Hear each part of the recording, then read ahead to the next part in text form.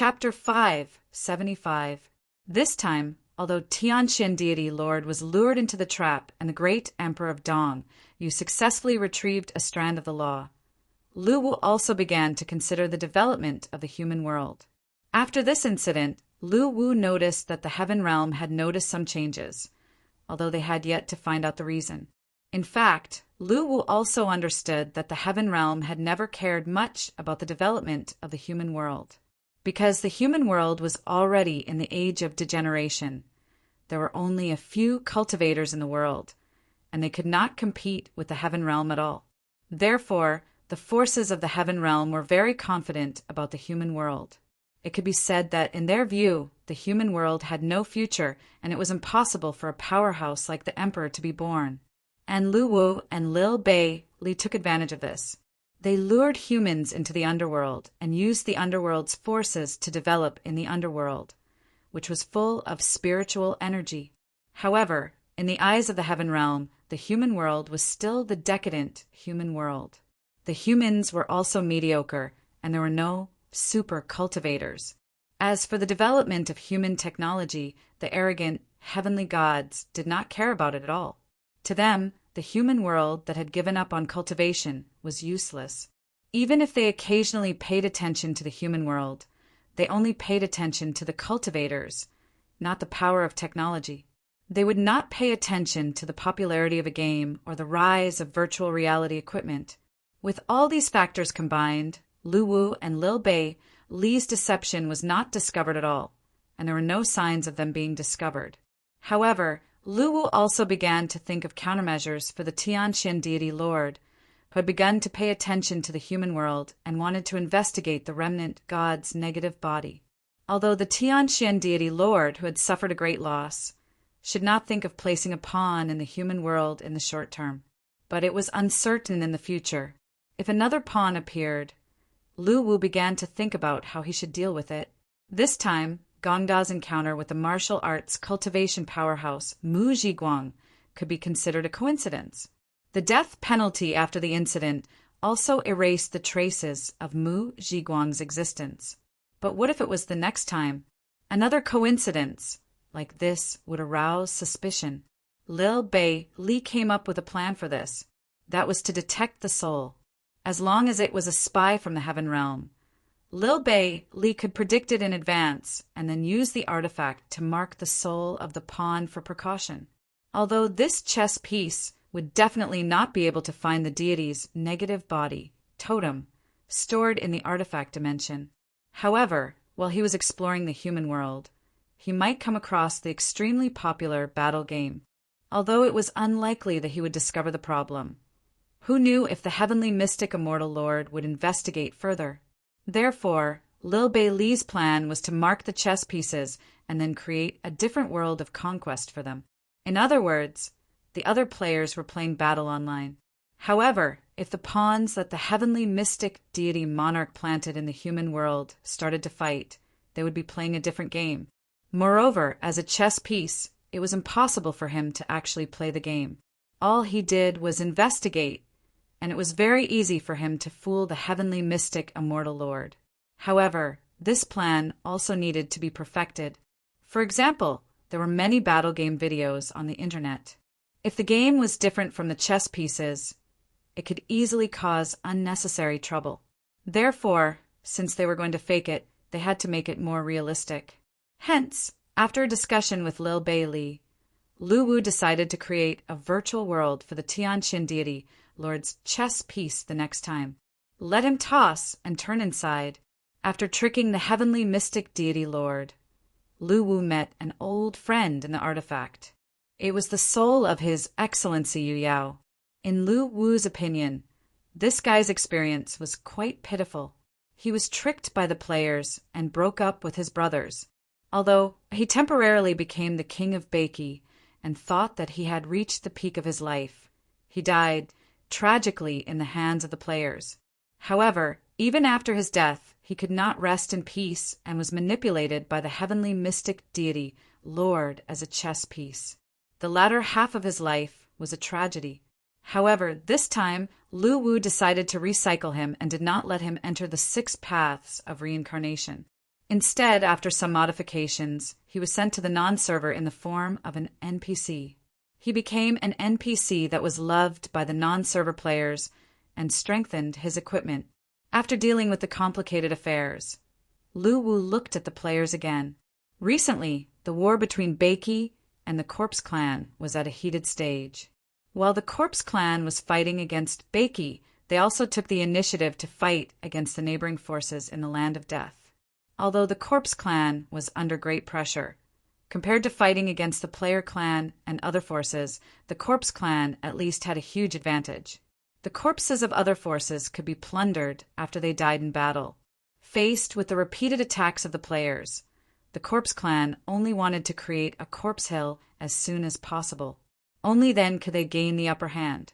Because the corpse hill was not only used to cooperate in battles and defend against foreign enemies, it also had a key function, which was to help the unconscious Hitorigami recover from his injuries and wake him up in advance. Therefore, they took the risk and chose to fight on both sides. On the other hand, the players were simpler. They only wanted soul coins, and their thoughts were simple and unpretentious. Their daily routine was to move corpses, sell them, move corpses, and sell them again. With the development of various ways to use corpses, the market demand increased. As a result, the price of the corpses of the Corpse Clan warriors continued to rise. Moving corpses became a daily activity that earned a lot of soul coins. Although it was a little hard and easy to die, the return was high.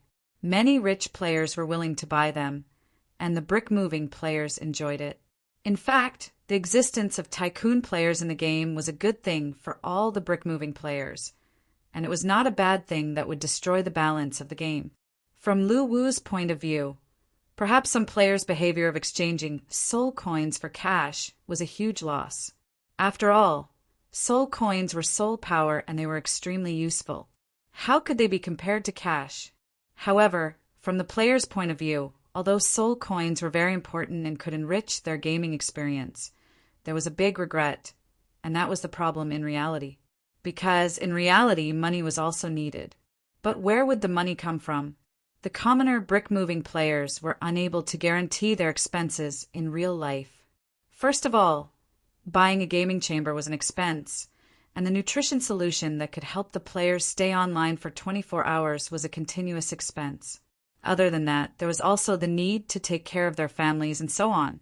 These were all things that required cash. If there was no source of income, how could they play the game better? The existence of the nouveau riche players was the perfect solution to this problem. They could spend money in real life to help these brick-moving players cope with their real-life expenses. Saying that the existence of tycoon players would make the game unfair was completely non-existent for Battle. Since Battle did not have the function of topping up money, the tycoon players had an advantage in certain aspects, and they had to pay equivalent benefits in real life in exchange. And the ones who benefited were, of course, these commoner, brick-moving players. Therefore, when Lu Wu set up the soul coin exchange, he did not take cash as a processing fee. He was taking care of these brick-moving players so that they could solve their real-life needs and play the game better. As for the processing fee of soul coins, it was not to suppress the tycoon players, but because he needed soul coins too. Compared to cash, Lu Wu naturally cared more about soul coins. Moreover, the processing fee was not high, only 1%. For the players who bought soul coins, it was completely within the acceptable range. However, for Lu Wu, the huge transaction volume every day allowed him to earn a lot of soul coins. The existence of tycoon players was not only not harmful to Battle, but beneficial instead. Moreover, there were many other factors that affected the strength of the players other than soul coins. Luck was one of them. Understanding of the game was another, and honing one's own combat skills was another. There were many such factors. Although the tycoon players had fancy equipment, they did not always have the upper hand.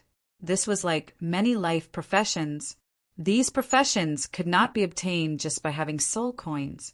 Without diligently reading professional books and continuously learning and improving, it was impossible to obtain these life professions, no matter how many soul coins were spent. It could be said that Battle Royale was a game that was fair to all players. Hard work, talent, luck, and other aspects were all important factors that affected the development of the players, which made battle more like a second world.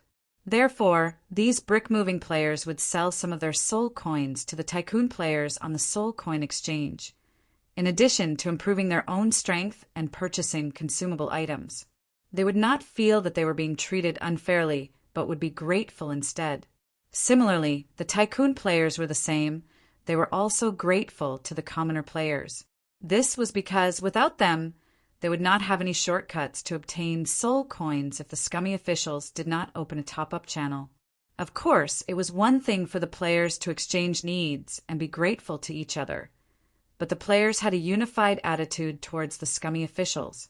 Regardless of whether they were tycoon players or commoner players, all they had to say was that the scummy officials did not give out soul coins, did not open any activities, and were simply stingy. When it came to dissing the scummy officials, the players did their best. They would not be happy if they did not do so. In contrast, Luwu was very calm. No matter what they said, he was not going to listen to them. The players had no way to deal with Luwu. They could only choose to compromise and continue dissing him on the forum. At this time, Luwu was checking the situation of the players in the forum and in the game as usual. Apart from the game, the forum was a platform for the players to learn, show off, understand the hot topics in the game, and so on. It was a comprehensive platform that had great significance. For Lu Wu, the value of the battle forum was completely different. It was the place where the officials posted announcements. It was also one of the areas where the artifact detected abnormal situations, and it was also one of the channels for Lu Wu to check on major events. At this time, a post in the forum caught Lu Wu's attention. "Brothers, I bumped into the Sea King at the Void Ocean just now. I thought he was going to smash my ship, but he told me that he's here to negotiate. What do you guys think?" Post office poster content. Video attachment. In the video, the Sea King jumped onto the player's ship and told him that he wanted to negotiate with the player clan to plan something big. And this matter was related to the Underworld Chamber of Commerce. The specific matter was about a shipping plan. The Sea King wanted to do evil, but it was not appropriate for him to do it. After all, he was a member of the Underworld Chamber of Commerce. Therefore, he turned his attention to the players. After all, compared to himself, it was normal for these gangsters to rob others. Even if the Underworld Chamber of Commerce came to investigate, they would not find anything. Instead, the forces in the nearby sea area would blurt out, "What? The player clan robbed others? Isn't that normal?" For the nearby sea area forces who were used to the player clan robbing merchant ships, it would be strange if the player clan did not rob others. After all, in the eyes of these sea area forces, the player clan could only be described with one word: reckless. In their eyes, the player clan was not afraid of anything. Interest came first, happiness came second, and the importance of life was nothing. In the eyes of these sea area forces, there was only one reason why the player clan did not rob others. Maybe they were reckless and their clan was exterminated. Chapter 576. Bakey Lily Coast. The news of the Sea King's arrival spread from the forum to the game. Suddenly, a large number of players gathered at Lily Coast, wanting to see an old acquaintance that they hadn't seen for a long time. The Sea King, who was affectionately called the Leek King by the players, was very popular among the players. This was the third year in a row that he was the most popular villain. Although he wasn't the strongest among the villains, the Sea King's biggest advantage was his huge potential for growth. After spending 3 years with the players, the Sea King was the overlord of the Void Ocean, the Death Lord, and controlled the Death Legion. Then he gathered the power of the 7 nations and established the Mu-Te-Si Nation. Until now, the Sea King had grown to become the president of the War Chamber of Commerce, a symbol of power. It could be said that the players didn't stop, and the Sea King didn't either. The more setbacks he faced, the braver he became. His strength rose to a higher level after every transformation. After 3 years of fighting, the players had developed a bond with the Sea King. Although they would still fight him, it didn't affect his popularity among the players. A player in the forum even wrote a 300,000-word biography of the Sea King, the history of the struggle of the sea, which showed how popular he was. Now that the Sea King was here, a large number of players rushed to Lioli Coast. Even some newbie players followed the trend, wanting to see for themselves how the Sea King, who was known as the most popular villain by the veteran players, looked like. At this moment, a black full moon was speeding from the horizon above the sea, setting off huge waves along the way. It was shooting toward Lioli Coast at an extremely fast speed. The players weren't unfamiliar with this black full moon. It used to be Mu Zhiguang's weapon. After his death, it had been in the Sea King's possession. It could be said that the players could determine the person's identity just by looking at the full moon. Unlike before, the Sea King didn't bring his Mute Empire's navy with him this time. He was alone. As he approached the Lioli Coast, he hovered in the air and slowly landed on the coast. Looking at the crowd of players who were watching him like a monkey, the veins on the Sea King's forehead twitched. However, he held it in after some thought. He was here to seek cooperation, not to cause trouble.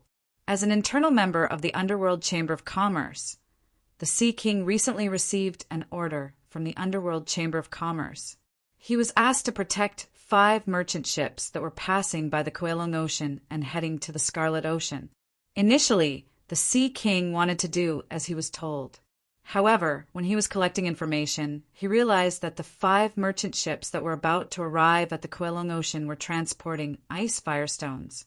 His thoughts changed instantly. The ice firestone was a kind of gemstone that only existed at the bottom of the devouring sea, and it would only be produced in a special environment where extreme cold and extreme heat intersected. This kind of gem had a powerful effect. It could combine conflicting attributes and balance them. Whether it was forging or alchemy, the addition of this gem would have a significant effect. Moreover, it would greatly reduce the probability of failure in forging and alchemy.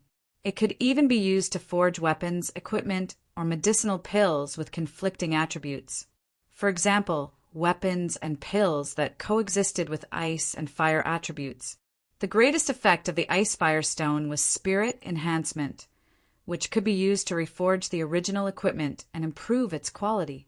However, because they weren't produced in large quantities, this type of gem was extremely rare and precious, reaching the range of a 6th-tier treasure. Therefore, after understanding the situation, the Sea King suddenly had a new idea. Although he had joined the Netherworld Chamber of Commerce, his ambitions did not stop there.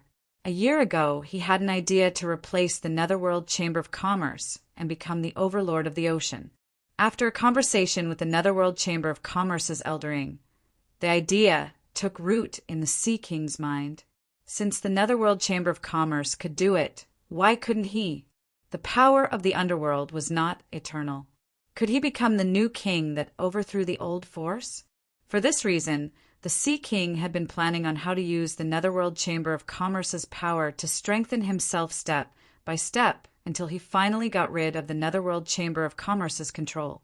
Then he could compete with the Netherworld Chamber of Commerce and even devour it. For the past 6 months, the Sea King had been well behaved. Although he had many ideas, he didn't take any action.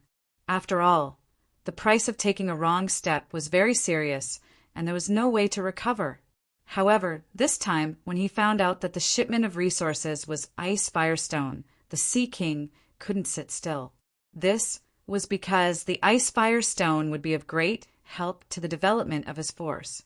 For example, building high-tier specter warships, forging high-tier weapons, enchantment of existing high-tier equipment, and even refining medicinal pills that could improve his strength as long as he got this batch of resources. The Sea King felt that he could save at least 100 years of hard work. For this reason, the Sea King decided to go all out and do something big. However, it was naturally not enough to rely on himself. After all, he was the protector in name, so he still needed help from an external force.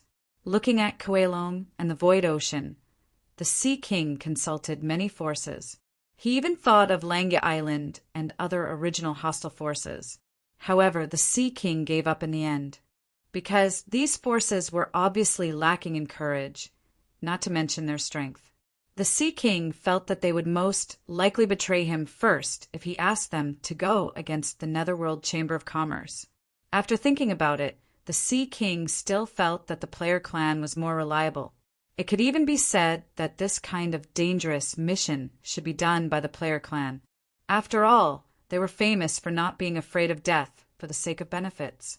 Not to mention robbing the merchant ships of the Netherworld Chamber of Commerce. The Sea King suspected that the player clan would even dare to rob the forces of the Protoss in the Central Ocean as long as there were benefits. Therefore he came. As long as the player clan and the evil forces were willing to cooperate, he would definitely do it. However, at this moment, when he saw the players looking at him as if he was a monkey, the Sea King couldn't help but clench his fists, feeling insulted. He even vaguely heard one of the players saying, "Why are you squeezing? Civilized chives. Mother asterisk cur. What do you think I am? Also, what the hell is chives?" At this moment, Guyu Lu Chai and a dozen other guild leaders walked out of the crowd and stopped near the Sea King. "Sea King boss, what can I do for you?" Sun Chi extended his little paw and waved at the Sea King as if he was an acquaintance. Upon seeing this, the Sea King rolled his eyes. The Sea King was quite familiar with these few fellows, whether it was when he established the country or when the Smoke Dragon Chamber of Commerce held a meeting. These few figures would always appear. He knew that they had a high status in the player clan. "I have a big deal to cooperate with you. It depends on whether you dare to do it or not." The Sea King immediately said, "Sea King boss, if you have something to say, just say it. Don't provoke us, we won't fall for it." Guyu heard and said with a smile. The Sea King nodded and did not hide anything.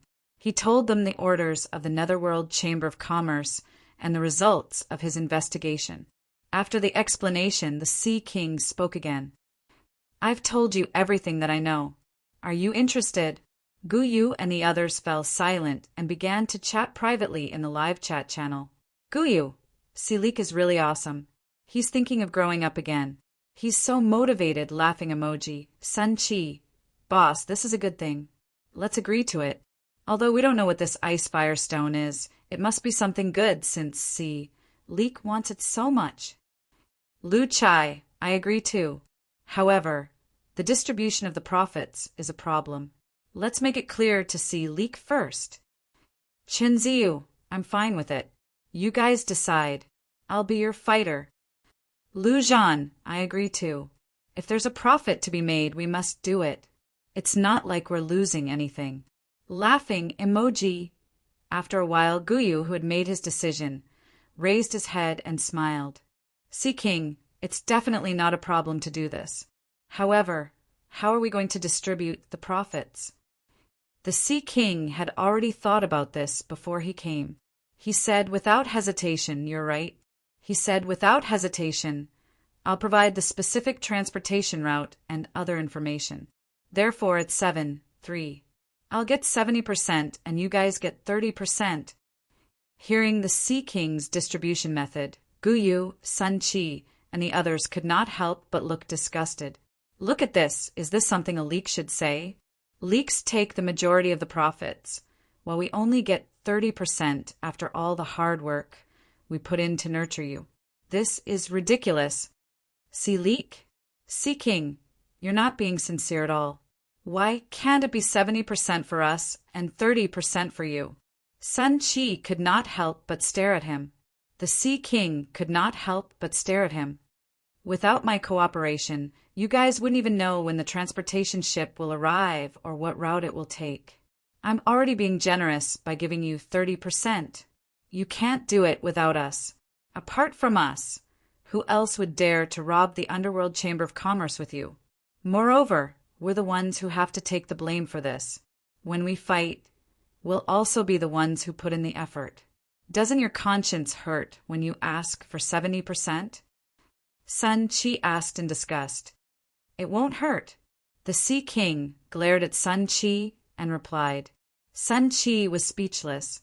At this moment, Lu Chai could not help but say, "How about this? I'll come up with a plan. Everyone, please take a step back. We, the player clan, are not an unreasonable force, right? The Sea King heard him and cursed in his heart. The player clan is reasonable. You're still asking me? I'm your father. After thinking about it, the Sea King decided to listen to Lu Chai's proposal first. Say it. I know that everyone is thinking about their own interests, so fairness is very important.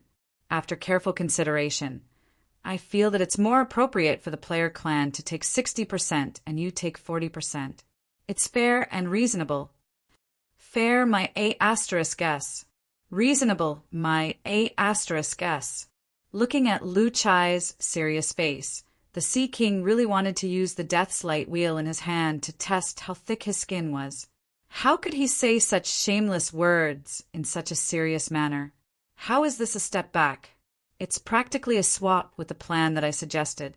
The Sea King immediately shook his head. There's no room for discussion. At most, we'll take a step back. I'll take 60% and you guys take 40%. That's too much. I object to your decision. Is there anyone else who has the same idea as me? Sun Chi raised his little paw as he spoke. Gu Yu and the others were stunned.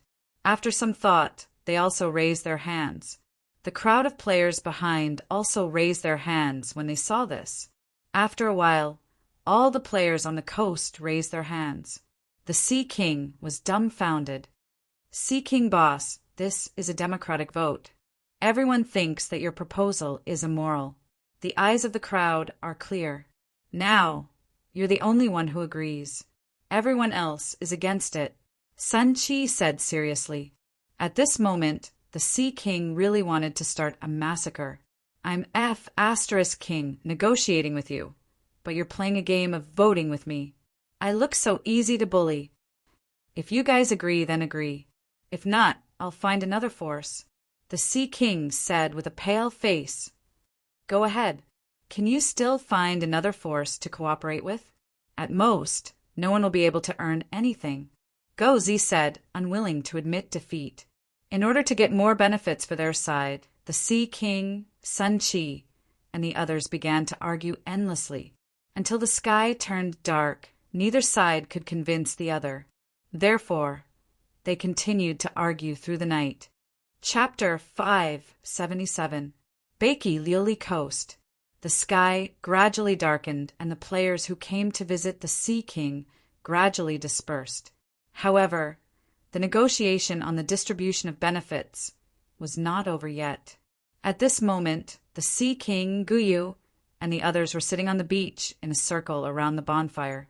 Their faces were extremely solemn.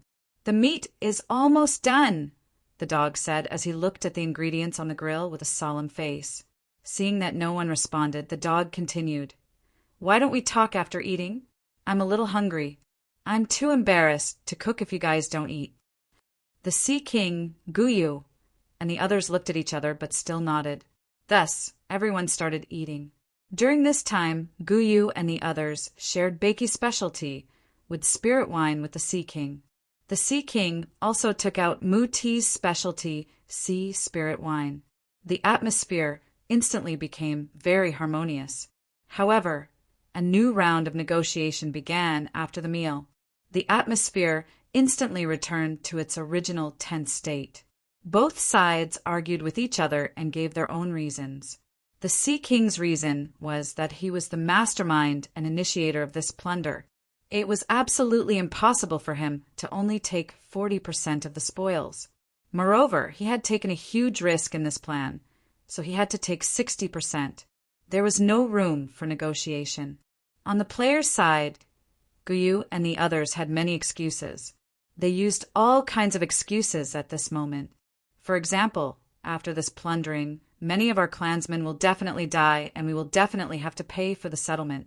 Another example is that we have a large number of players, so we won't get much after the distribution. So we have to take more.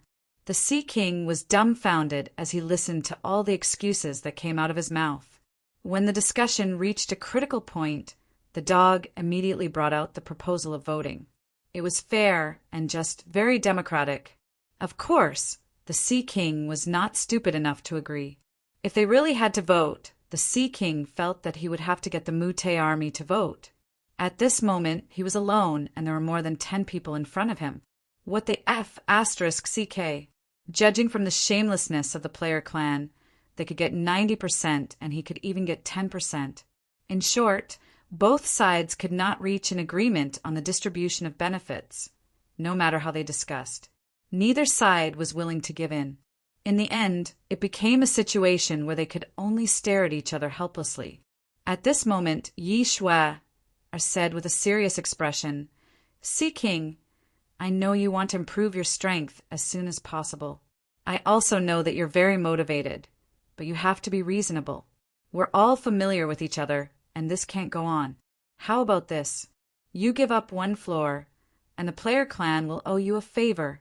The Sea King rolled his eyes and refused without hesitation. "No, you can give me 10%. I'll owe you a favor." "What? Is a favor from our player clan worthless?" Sun Chi couldn't help but slap the ground with his paw as he glared at the Sea King. "You're just a white phantom. Why do you keep claiming to be from the player clan? Have you forgotten what race you're from after getting so close to the player clan?" The Sea King said as he looked at Sun Chi disdainfully. When Go Zi heard this, he felt like he was struck by lightning. This had always been a pain in his heart. Now that the wound had been poked, he couldn't help but bare his teeth and reveal his ferocious face. However, when faced with the Sea King, he resisted the urge to charge forward and kill him. After all, he was no match for him. The Sea King could not help but laugh as he looked at the angry and sullen Sun Chi. "Forget it. There's no point in continuing this discussion. Let's all take a step back and split the loot 50-50. How about that?" In the face of the 50-50 proposal, Gu Yu and the others still looked like they were at a disadvantage. After a moment of silence, they finally nodded in agreement. The Sea King had a new understanding of the player clan's greed. He felt that if he didn't propose a 50-50 split, these fellows would continue to fight with him and fight for their lifespans. "That's settled then. I'll go back and continue to collect information. When the time comes, I'll send someone to inform you of the specific itinerary of the merchant ship."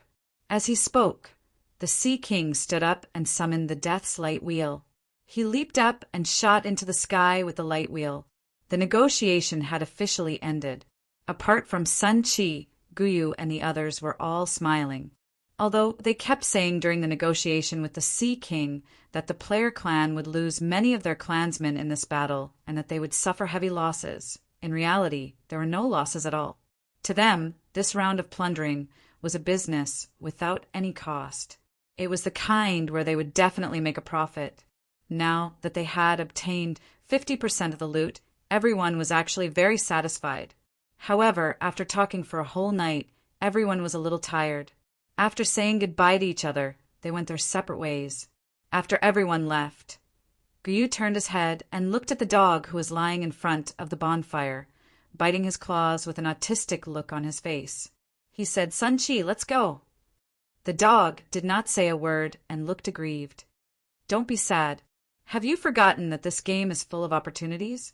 Who knows when you'll encounter an opportunity to transform into a human?"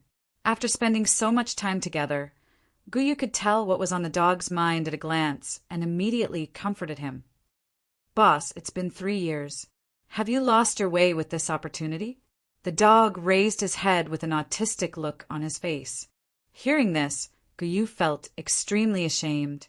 Just as he was about to open his mouth to persuade him again, a server announcement suddenly rang in his mind. Server announcement. The Mansion of the Dead has a new NPC, Mu Guang, Spiritual Augmentation Master. NPC details. Mu Guang, who is proficient in the ability of spiritual augmentation. He is adept at enhancing weapons and equipment. NPC functions. Players can enhance their weapons and equipment at Mu Guang's place. They can enhance their weapons and equipment by stacking them. Need to prepare the materials and pay the handling fee. Enhancement hint. Equipment below level 150 does not provide enhancement function. Equipment above level 150 has an upper limit of enhancement based on the quality of the equipment. White equipment enhancement is not available. From low to high, they are blue, red, purple, epic, legendary, 1 to 10, unreleased. Weapon and equipment enhancement list. Level 150 blue weapon and equipment. Highest enhancement is +2. For every increase in quality, the upper limit increases by 1. Level 200 blue weapon and equipment. Highest enhancement is +3. For every increase in quality, the upper limit increases by 1. Level 250 blue weapon and equipment. Highest enhancement is +4. For every increase in quality, the upper limit increases by 1. Level 300 enhancement basic blue equipment success rate and effect list. Enhancement +1. 100% need to provide 1 ice fire stone for each enhancement. 50 soul coins handling fee. Enhancement 2 to 4. 80% need to provide 3 ice fire stones for each enhancement. 100 soul coins handling fee. Enhancement 5 to 8. 60% need to provide 5 ice fire stones for each enhancement. 200 soul coins handling fee. Enhancement 9-12. 50% need to provide 10 ice fire stones for each enhancement. 400 soul coins handling fee. Enhancement 12-18. 20% need to provide 25 ice fire stones for each enhancement.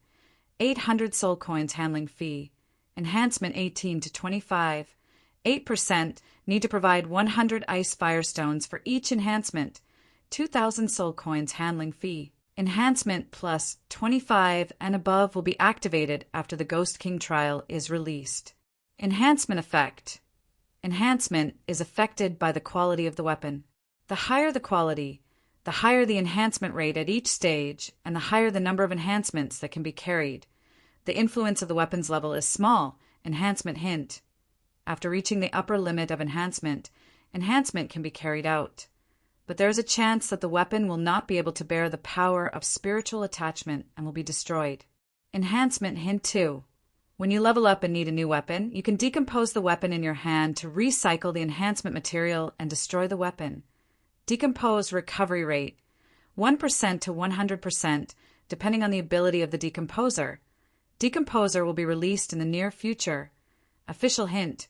Enhancement is risky. Please proceed with caution. While the players were in an uproar, Lu Wu, who was behind the scenes, smiled. Gu Yu and the others had been negotiating with the Sea King the whole night, and he had been watching from the sidelines. For this reason, Lu Wu specifically asked Lil Bei Li what this ice firestone was, and why the Sea King wanted it so badly. From Lil Bei Li's description, Lu Wu found out that this was a special treasure used for spiritual attachment, enchantment, and it was extremely rare. After understanding its use, Lu Wu started to think about how the players should use this batch of ice firestones if they obtained it. At this time, Lil Bei Li suggested to open up the enhancement function for weapons and equipment. This was because the greatest effect of a treasure like the ice firestone was not for alchemy or forging, but for spiritual attachment, which could strengthen and transform weapons for the second time. After that, Lu Wu decisively introduced a new NPC, Mu Guang. Otherwise, he was afraid that the players who did not know the importance of the ice firestone would waste it after obtaining it. And this enhancement, NPC Mu Guang, was made from the soul of Mu Zhiguang, who had returned. Bei Li had inputted a lot of enhancement knowledge into his mind, and it was very reliable. This time he was put into the mansion of the dead to carry the heavy responsibility of allowing the players to use the ice firestone reasonably.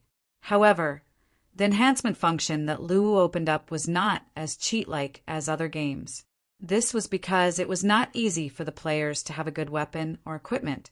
Usually the players could carry bricks day and night for a good piece of equipment, and Lu Wu had seen it all. Therefore, for the enhancement function in battle, Lu Wu set the enhancement limit for the corresponding weapon. As long as the limit was not reached, even if the players failed to enhance, the weapon would not shatter. At most, it would remain unchanged. Of course, if there were some stubborn players who wanted to enhance after reaching the limit, Lu Wu would not stop them. However, if they failed, the weapon and equipment would definitely not be used. Stubbornness would definitely pay the price. Of course, Lu Wu would not do anything wasteful. For these damaged weapons, Lu Wu would choose to recycle them at 5% of their original price and return them to the players who failed the enhancement in the form of soul coins as a form of consolation. As for the recovered equipment, since he had the artifact in his hands, Lu Wu could completely decompose them into soul coins. After deducting the 5% compensation from the players, he would earn 95% of the soul coins. Most importantly, the weapons that the players spent a lot of money on could also be decomposed and processed. The recovered materials could be recycled and used on new weapons. It could be said that no matter how much the players spent, the total amount of soul coins would not decrease. At most, it would flow to Lu Wu. As long as the players were not stubborn, they would not lose much soul coins. This time, before the players could plunder the ice and fire rocks, Lu Wu had already made preparations. At the same time, he was looking forward to the players returning with a big profit. Unlike Lu Wu, Gu Yu and the others were instantly dumbfounded when they learned about the new NPC, Mu Guang's function. The weapons and equipment on them were purple, epic quality, and above. They were top-notch equipment with an extremely high enhancement limit. The enhancement function of the weapons and equipment provided by the new NPC could greatly enhance their strength in a short period of time. Naturally, they were happy about it. However, the problem was that the soul attachment required ice and fire rocks as the raw material. Moreover, they had a total of 16 pieces of equipment on them. The amount of ice and fire rocks needed to enhance them in turn was extremely huge. At this moment, they suddenly wanted to call the Sea King back and sit by the sea to discuss the distribution problem. Chapter 578. As long as they were not in the Central Sea region of the underworld, no force in the entire sea region would dare to attack them. At this moment, a black fleet appeared from afar and headed toward him. Handover is complete. I won't be responsible for anything that happens after this. It's all up to you now. Black Shark turned around and landed on the bow of the ship. After all, there would be no witnesses. The underworld devouring sea division would not listen to his side of the story. On the 5 merchant ships that were protected in the center of the fleet, the merchants were all hiding in their cabins. None of them came out, so the Sea King could not get any information out of them. At this moment, the Mute fleet, led by the Sea King, was slowly approaching the border between the Jade Spring Sea and the Kowloon Ocean. In fact, the Underworld Merchant Guild would usually not choose the War Chamber of Commerce to escort their goods. At this moment, the players were on their way. The gloomy Sea King immediately turned to look at the few lords that floated into the air with him. This was his target. At this moment, a figure rose from the leading warship. He was wearing black leather armor, had a beard, and had only one eye. Seeing this, the Sea King really wanted to curse out loud. At the same time, the Sharkbite fleet broke through the waves and appeared behind the Mute fleet. A huge group of players had gathered. Countless specter warships of different shapes and sizes had stopped along the entire coast. The players had even discussed how to hijack them. Upon seeing this, Black Shark waved his hand behind him. The main warship at the front slowly moved to the side while the 5 merchant ships inside began to sail forward. They sailed out of the Sharkbite fleet's protective circle and entered the central region of the Mute fleet. Because the price to pay was huge, he would have to face the Underworld Merchant Guild's all-out attack. Without absolute strength, he would only be destroyed under such an attack. Upon seeing this, the Sea King thought that the player clan had arrived. He quickly gave a look to the lords beside him, Bakey Leoli Coast. At that time, the players had an explosive performance. However, there were always some forces that were not afraid of death and wanted to risk their lives for this. As the huge fleet sailed, bloodthirsty black sharks surrounded them and devoured all lives along the way.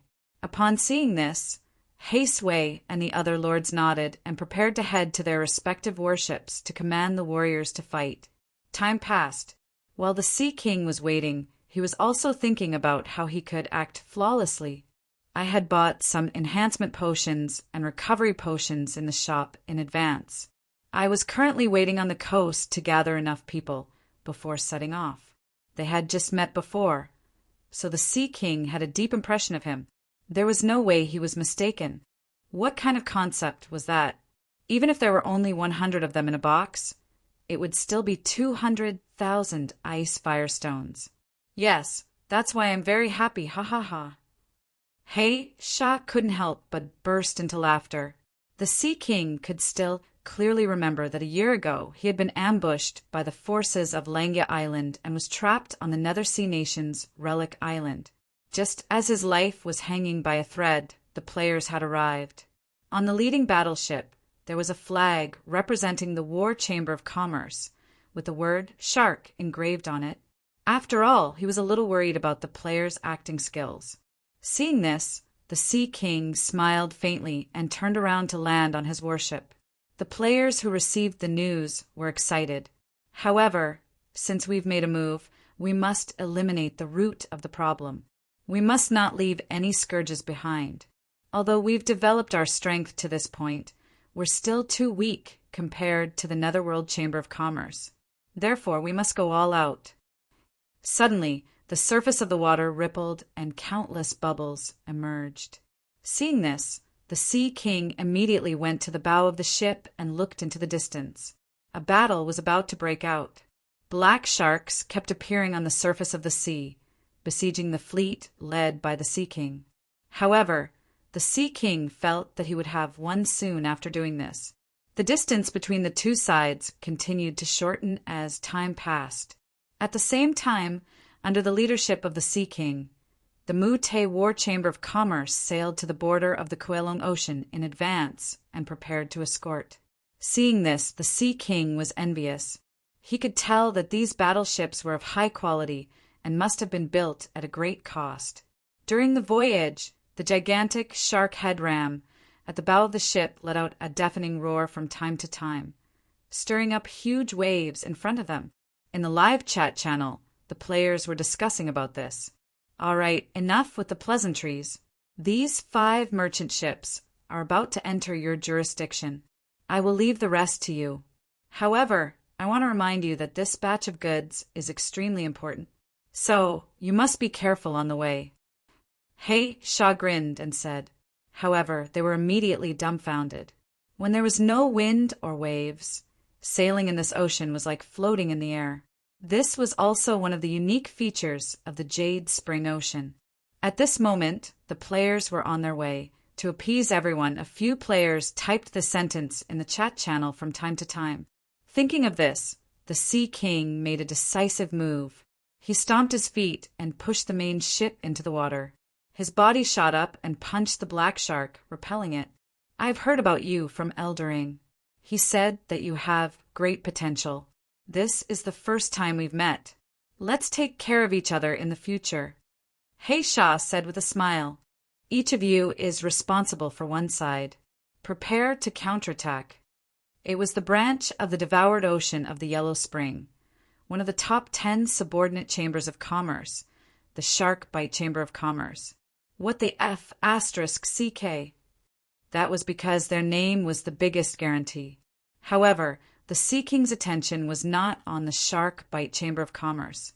He was more concerned about the 5 merchant ships that were escorted by the Shark Bite Chamber of Commerce. After arriving at the border, the Sea King waited with his fleet. The Sea King nodded and waved his hand behind him. Instantly, the warships behind him dispersed, revealing a path that led to the center of the fleet. Of course, but I'm just a newbie. I still need a senior like you to take care of me. President of the Shark Bite Chamber of Commerce.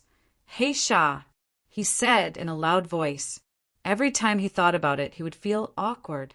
From the information sent by Haysway, the players learned that the 5 merchant ships were carrying at least 2,000 boxes of ice firestones. Obviously, this guy was also interested in this batch of goods, just like the players. However, after waiting for a long time, there was not even a shadow on the surface of the sea, let alone the Sea King. The two fleets adjusted their formation at the same time and sailed in their respective directions. Therefore, the players were looking forward to the arrival of the 5 merchant ships. After waiting for a day and a night, there was a sudden movement on the calm surface of the sea. Continuous ripples spread from afar. A huge black shark leaped out of the water and bit the main ship that they were on. "Don't worry, the Sea King is on his way." The players were looking forward to the huge increase in their attributes, especially that scene where a player who was clearly dead actually scratched his buttocks after being bitten by a poisonous insect on the island. Moreover, the goods that they were escorting this time were extremely important. Therefore, the Netherworld branch of the Devouring Sea was not willing to take the risk and decided to let their subordinate War Chamber of Commerce escort it. With the ability to store warships, they could collectively summon warships and scare the hell out of them. Mu-Te Chamber of Commerce, Mu-Hai. Even now, the memory was still fresh in the Sea King's mind. He had already told Hei Sui to tell the players about the acting. Now, he only hoped that the players would not screw him over. He wanted to rob it quickly and strengthen himself. When the Hei Sha fleet approached the border, the surface of the sea shook violently. The forward inertia of all the warships was cancelled out. They turned into waves that spread out in all directions and steadily stopped in front of the border. This was because this black shark was the ram of the Shark Bite fleet's main ship. As long as we do this, we will have the confidence to go to the central sea of the Netherworld. Although it's risky, I will never give up this opportunity. Isn't this exactly what you want? The stronger they are, the greater the risk we will face. Conversely, it will be more advantageous for us. Therefore, he could only hope that this group of evil forces would be more effective at the crucial moment and not screw him over. However, what the Sea King did not know was that not long after the Shark Bite fleet left, they suddenly changed direction and sailed towards the Kowloon Ocean. Therefore, he had to put on a good show to let these merchants understand that he was risking his life to protect them. But he was helpless. Different from the sparkling blue seawater of the Kowloon Ocean, the seawater of the Jade Spring Ocean was very clear. The creatures swimming under the water were even clearer, as if there were no impurities in it. Looks like the plan will be successful this time. The Mu-Te Chamber of Commerce is indeed weak. How can they become a member of the War Chamber of Commerce with these broken warships? They even managed to squeeze out the Smoke Dragon and Smoke Wolf brothers. Unbelievable. Although he had decided to hijack the goods, the Sea King knew that he had to protect the merchants on the ship. Looking at the huge black shark, the Sea King blurted out the word F***CK that he learned from the player clan. While he was looking forward to it, the Sea King was a little worried. The merchant fleet that was transporting the Ice Firestone would enter the Kowloon Ocean the day after tomorrow. He did not expect Black Shark to play such a trick. Meanwhile, on the Shark Bite main ship, Black Shark grinned and said, "Just yesterday, the players received news from the Sea King's subordinate, Black Sui. Compared to the Sea King's Chamber of Commerce, this Chamber of Commerce was obviously much better equipped. It was even stronger than the Smoke Dragon Chamber of Commerce. Moreover, if they were the only ones alive in the end and all the merchants were dead, it would be too fake. It would definitely cause unnecessary trouble. After all, the idiotic players were sometimes very reliable, but sometimes they could really screw people over." At this moment, the Sea King really wanted to give him a round of applause when he thought about such an amazing acting skill. At this moment, the players were all soaking in the water and looking at the sea with a bored expression. They were all hoping that the sea leak would bring the 5 leak ships for them to harvest. Every time they passed through a sea region, the War Chamber of Commerce in that region would be responsible for escorting the transport ships. The vice president, who was standing at the side, smiled when he heard this. The Sea King, who was standing at the bow of the ship, kept glancing forward as he pondered which direction the players would come from. Swallowed by a mysterious force, cursed by an invisible god, or having a heart attack, etc., Black Shark nodded. Above the Kowloon Ocean, the escort team led by the Sea King was advancing towards the Scarlet Ocean.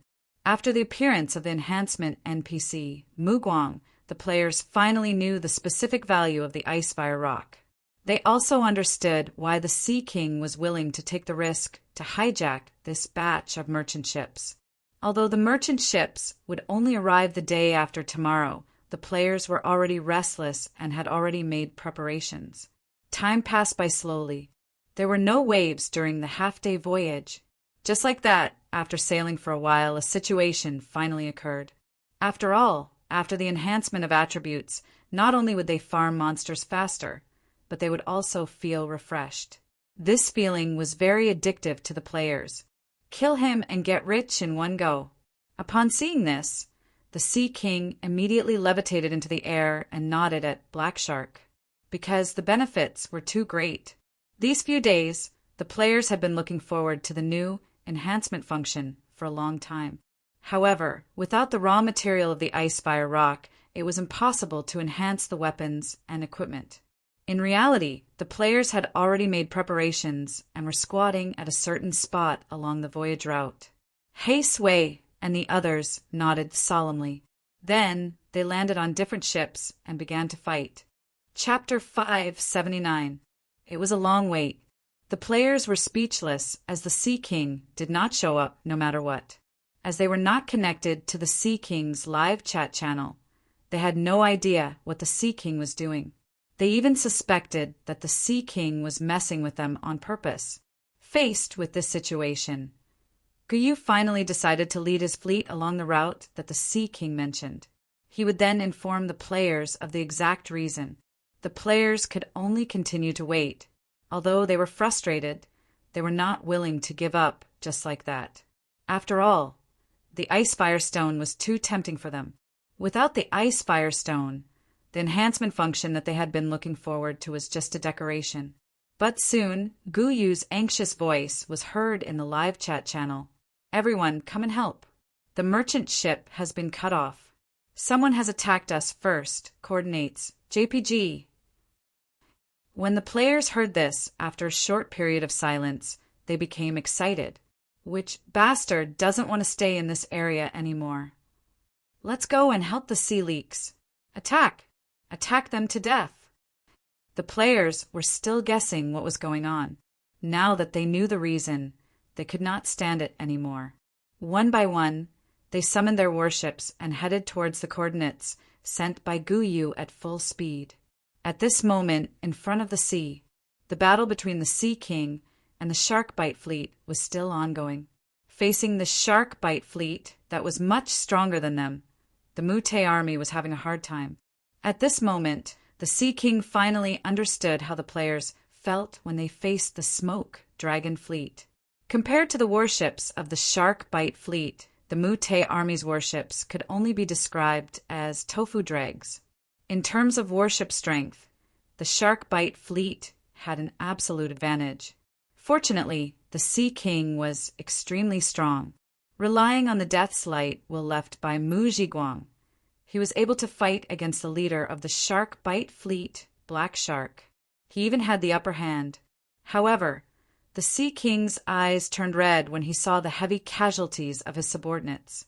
After forcing the Sharkbite fleet to retreat with the light wheel, the Sea King decisively turned around and dove down, trying to stop the Sharkbite fleet from wreaking havoc. Your opponent is me. Black Shark decisively blocked the Sea King's path. F*CKU. The Sea King waved his hand angrily, and the light wheel sped towards Black Shark. He Sha was shocked in his heart when he saw this scene, and he didn't dare resist it head-on and moved to the side decisively. However, the full moon did not slow down at all and struck the shield of a Sharkbite warship below. Energy rippled in all directions. After a short pause, the energy shield was split open, and the full moon ruthlessly smashed into the warship. Sparks flew in all directions. Under the rapid rotation of the full moon, the Sharkbite battleship, which had an extremely strong defense, was gradually cut in half and sank. At this moment, the furious Sea King erupted with absolute combat power. He Sha did not expect this at all. He had initially thought that the Sea King was just a backdoor entrant. After all, with such a weak fleet, how strong could their president be? Obviously, he was wrong. The Sea King, who had inherited the power of the Liege of Death, had stepped into the Ghost Emperor realm for a long time. He even possessed the Wheel of Death, which was left behind by Mu Zhiguang, who was at the peak of the Ghost Emperor realm.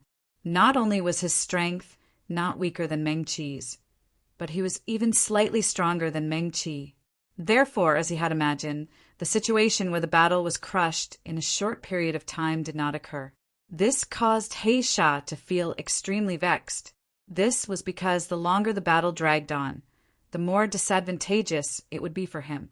At this moment, when he saw the Sea King destroying one of his warships, He Sha felt extremely distressed. These warships were treasures to him, and they were also the foundation of his foothold. Thinking of this, he quickly turned his head and shouted to the people below, "Rob the merchant ships first! Rob the merchant ships first! Leave none of the merchants alive!" Upon hearing this, the Sea King was shocked. He turned his head and pounced above the merchant ships. He stood there with the full moon in his hand and looked at He Sha with a ferocious expression. At this moment, the Sea King knew that he had to protect the merchants on the merchant ships. At this moment, He Sha wanted to silence them. Therefore, he needed a witness to prove this point. The Sea King did not expect such a change. Initially, he wanted to rob the merchant ships, but now he had to protect the merchant ships. The turn of events happened so quickly that he was caught off guard. Shark devouring formation. Upon seeing this scene, He Sha shouted angrily in a deep voice. As soon as he finished speaking, a red mark appeared on the hulls of all the warships of the Sharkbite fleet.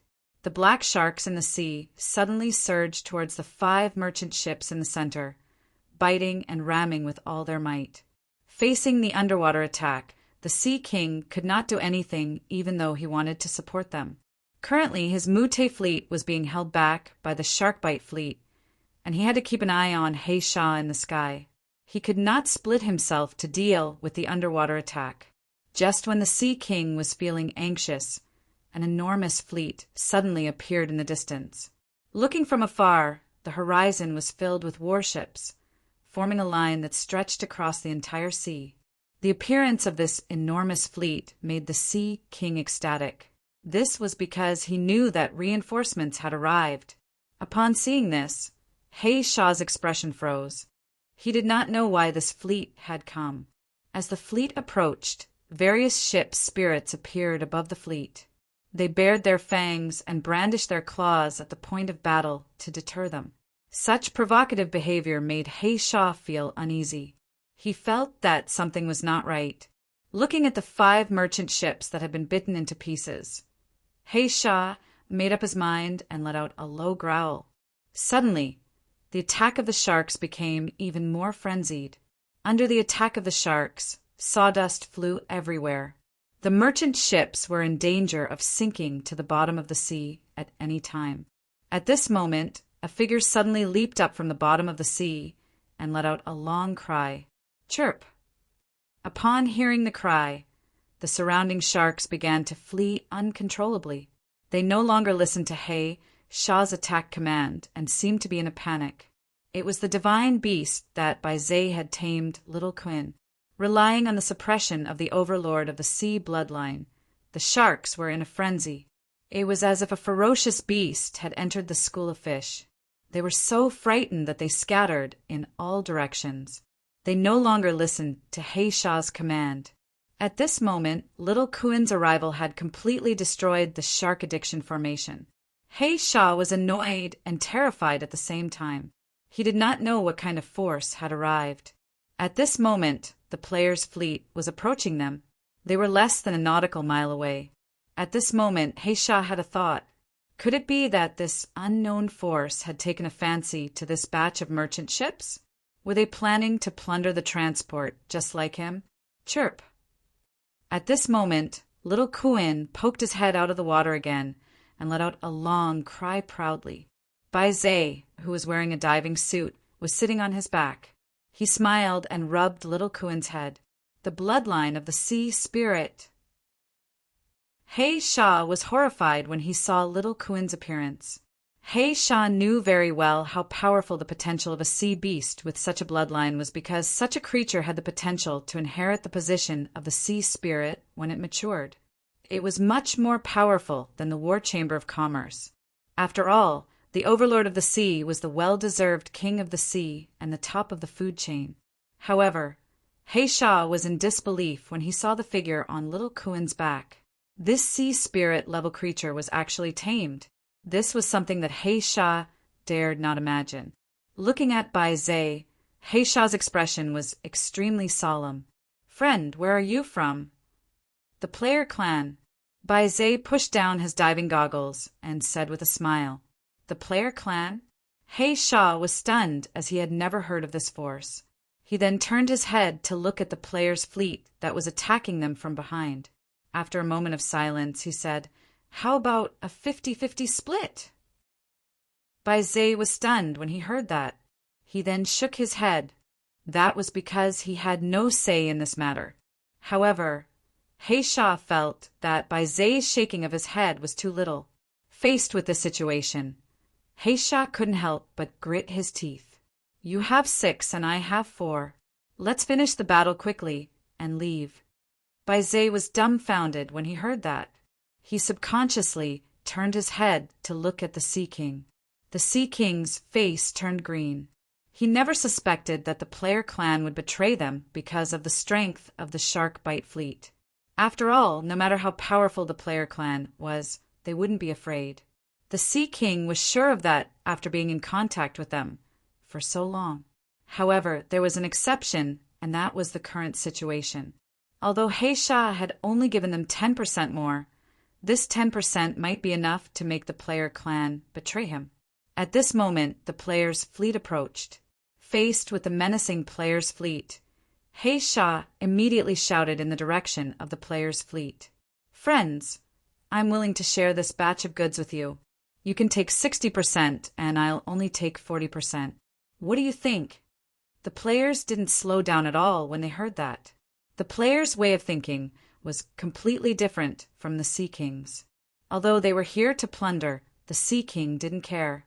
Although they were here to plunder, the 10% that He Shah offered was a huge temptation. Although they were here to plunder, the players at least knew that He Shah was nothing compared to the Sea King. After all, the Sea King was a growing leak. Why would the players abandon the Sea King for a 10% profit? Moreover, the opportunity to plunder leaks was given by the Sea King. As long as the Sea King was still around, there would be plenty of such opportunities. A 10% profit was nothing compared to it.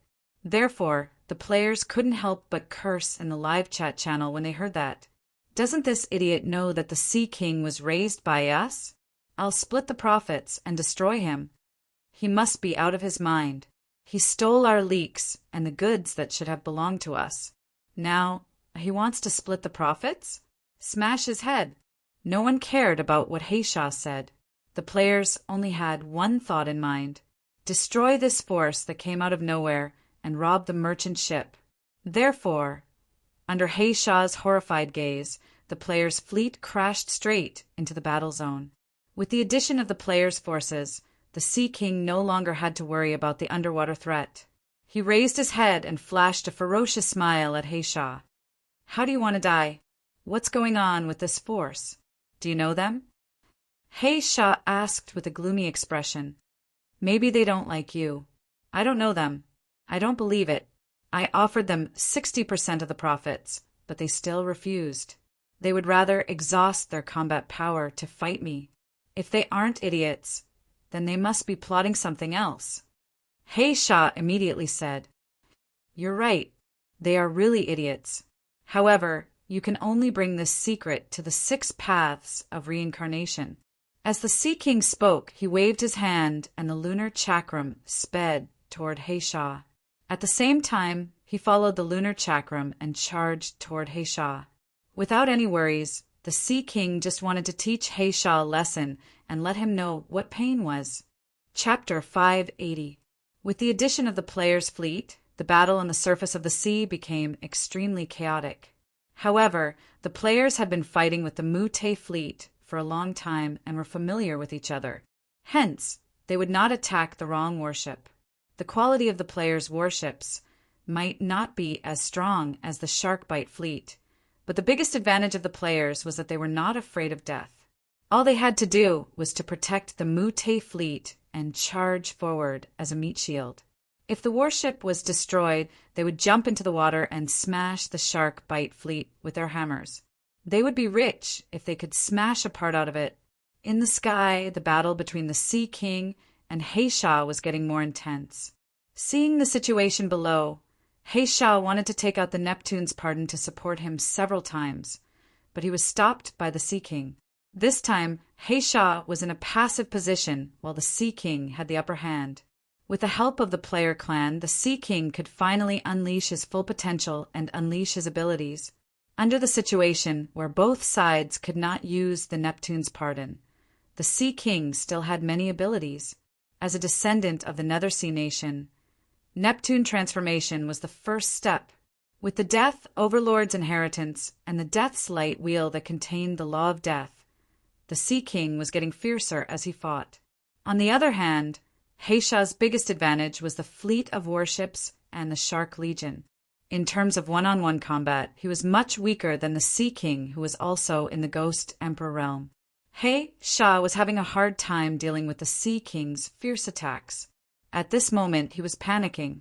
The situation had changed beyond his expectations. He thought that it would be a stable raid, but he did not expect it to turn out this way. He could not retreat, even if he wanted to. If he retreated now, the merchants on the merchant ships would definitely inform the Acheron Chamber of Commerce about his raid. He would be punished by the Acheron Chamber of Commerce. The reason why he chose to attack in the Coelho motion back, then, was to clear his name.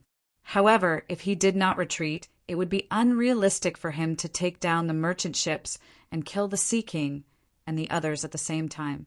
Heisha was caught in a dilemma. How could he not panic under such circumstances? It was equivalent to saying that he had entered a dead end. Sea King, let's discuss.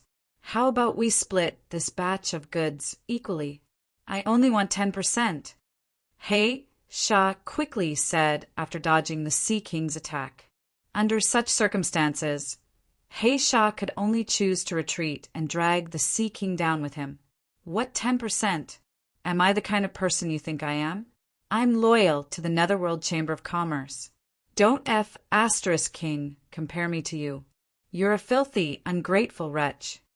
The Sea King immediately rebuked angrily. Moreover, he spoke in an extremely loud voice so that the merchants hiding in the merchant ships could hear him. Do you know what goods are on the merchant ship? Ice Firestone, a Tier 6 treasure, Ice Firestone. With this batch of treasures, the power you belong to will rise by leaps and bounds. Heisha persuaded again. I wouldn't even want a 10th grade treasure, let alone a 6th grade one. The Underworld Chamber of Commerce has given us so many benefits, yet you're still thinking of stealing from us. You're really a piece of trash.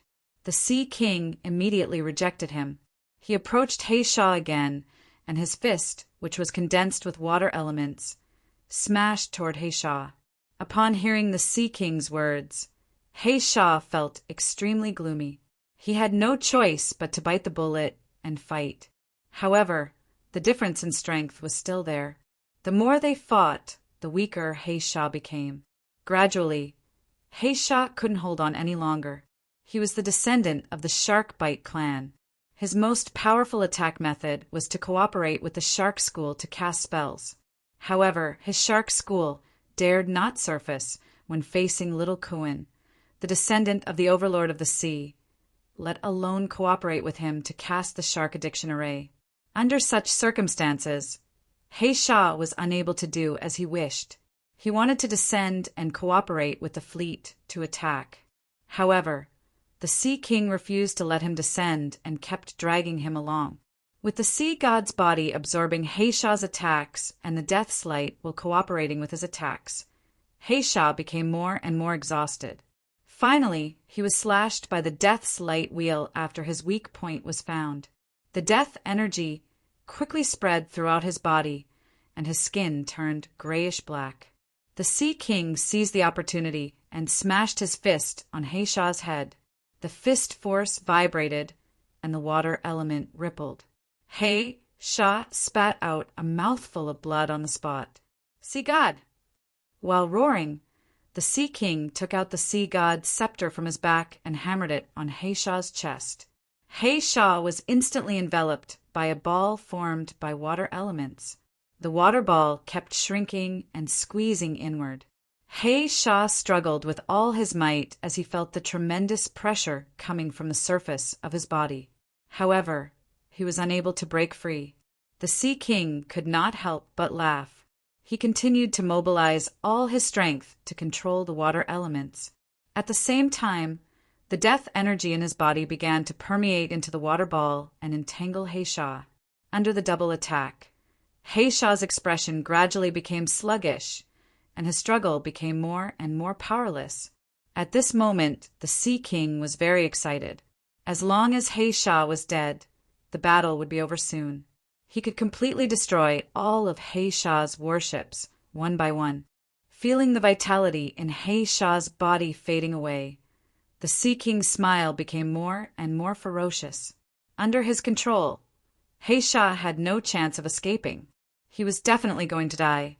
However, the group of players who saw this scene was in an uproar.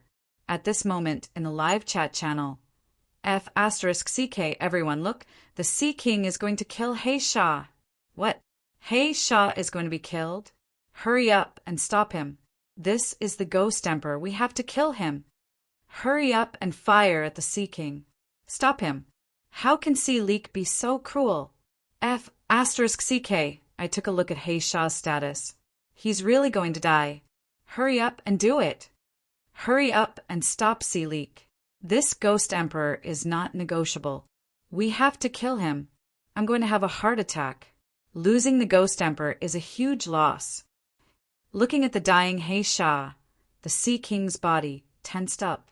He fully mobilized the death energy in his body to absorb the vitality in Heisha's body, bringing him closer to death. At this moment, the Sea King's heart was filled with joy. However, at this moment, a beam of light suddenly emerged from the sea and hit the Sea King's body. The Sea King's body trembled, and the water ball that enveloped Heisha almost collapsed.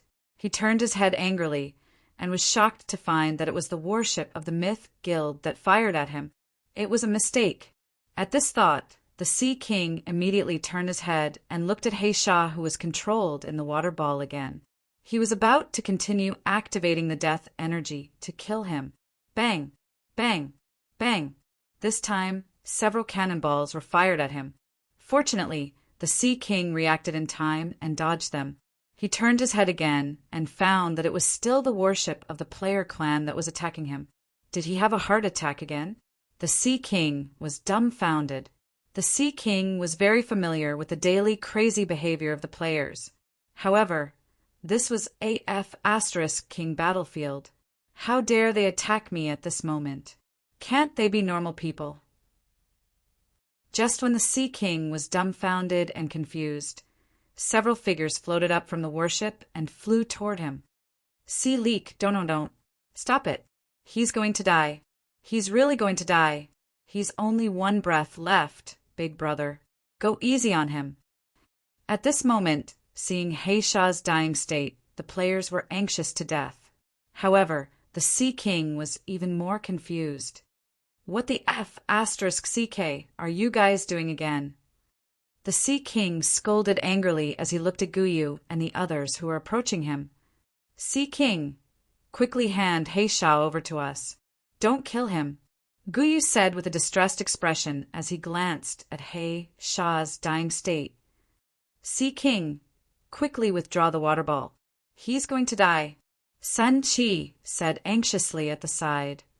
Are you guys crazy? He's an enemy. The Sea King was dumbfounded. Seeing that this group of idiots wanted him to release Heisha, the Sea King felt that his worldview was greatly impacted. Although he always thought that the brains of the player clan were different from ordinary people, such a bizarre request still shocked him. I'm not asking you to release him. I'm asking you to hand him over to us. We'll kill him." Guyu, who was afraid that Heisha would die at any moment, quickly said, "You'll kill him? Do you guys have such a weird hobby?" The Sea King was stunned and immediately realized that he had misunderstood. "Don't care if it's a weird hobby or not. Can you let him go now?" Looking at the anxious faces of Guyu, Lu Chai, and the others, the Sea King thought for a while and waved the water ball away. He grabbed the neck of the dying Heisha and threw him to Guyu. "Take it!" The Sea King glared at Sun Chi, who was also staring at him. Then he turned around and flew down. Although he did not understand, the Sea King still decided to hand Heisha over to Guyu and the others. Otherwise, he was afraid that the player clan would go crazy and directly confront him at this critical moment. He could not afford to offend them. After receiving Heisha, Guyu and the others felt relieved. A Ghost Emperor-level powerhouse was of no value to the Sea King. However, to Guyu and the others, who could kill the target and obtain soul power and experience points as a reward, it was even more valuable than the ice and fire stones. To the great Demon King, who could refine corpses, it was an artifact that could not be exchanged for any number of ice and fire stones. Now that they had Heisha, the players could finally breathe a sigh of relief. Holding the dying Heisha in his hands, Guyu felt as if he was holding a treasure chest full of soul coins and experience points. It was heavy and made him excited. He was in a good mood. After looking at each other, everyone's expression gradually turned ferocious. It's time to level up. Chapter 581. At this moment, the players started to dismantle the ships. At this moment, the two groups of people who were shouting and fighting became extremely harmonious. They helped each other up and started to rest. At this moment, the vice president of Shark, Bite, who was hiding in the main ship, looked pale. The battle broke out again. At the same time, a large number of players' fleets attacked the merchant ships. Their participation had pinned down the Shark Bite fleet that he led. They could not support him at all, let alone plundering the merchant ships. At this moment, he clenched his teeth and said the Sea King who was flying saw this and mobilized his spiritual power to attack his internal organs. He forcefully spat out a mouthful of blood. He only had the combat power of an advanced Ghost King.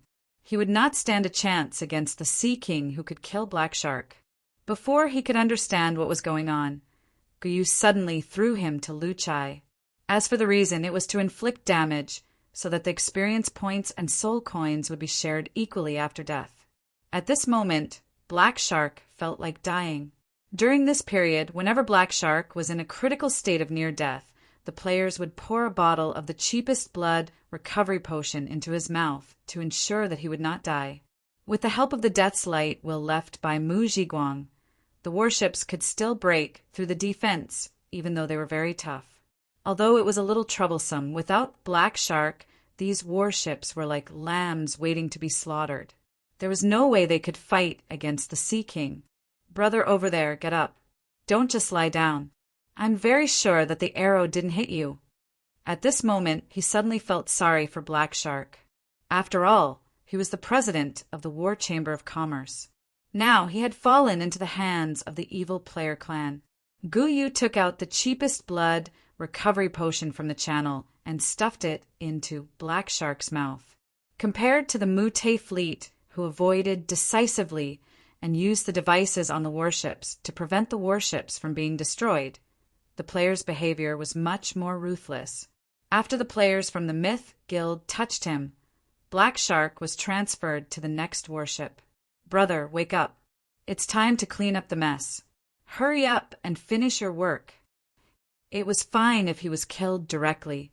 "You do it, I do it. Pass it on to the next person. Continue." After observing for a while, the Sea King could not be bothered anymore. He immediately turned around and pounced on the Shark Bite fleet to destroy them one by one. At this moment, the sea merchants were dumbfounded. After all, when the Sea King and his subordinates killed the enemies, the players would not get any soul coins or experience points. However, the sea merchants did not think so. Thinking that the players were trying to silence them, they hurriedly swam towards the bottom of the sea. To complement this performance, several figures flew out of the players' warships and chased after the Sea King. The Mute fleet tried their best to stop the players and destroyed a few of their warships. However, there were too many of them, and it was impossible to stop all of them. When the Sea King saw this, he was overwhelmed with emotions. He felt that it was really exciting to fight against the players. Although the battle against the Black Shark fleet had ended, there was still a more important thing to do. Fortunately, the Sea King chose to resist. However, the players and the Sea King would never let them go.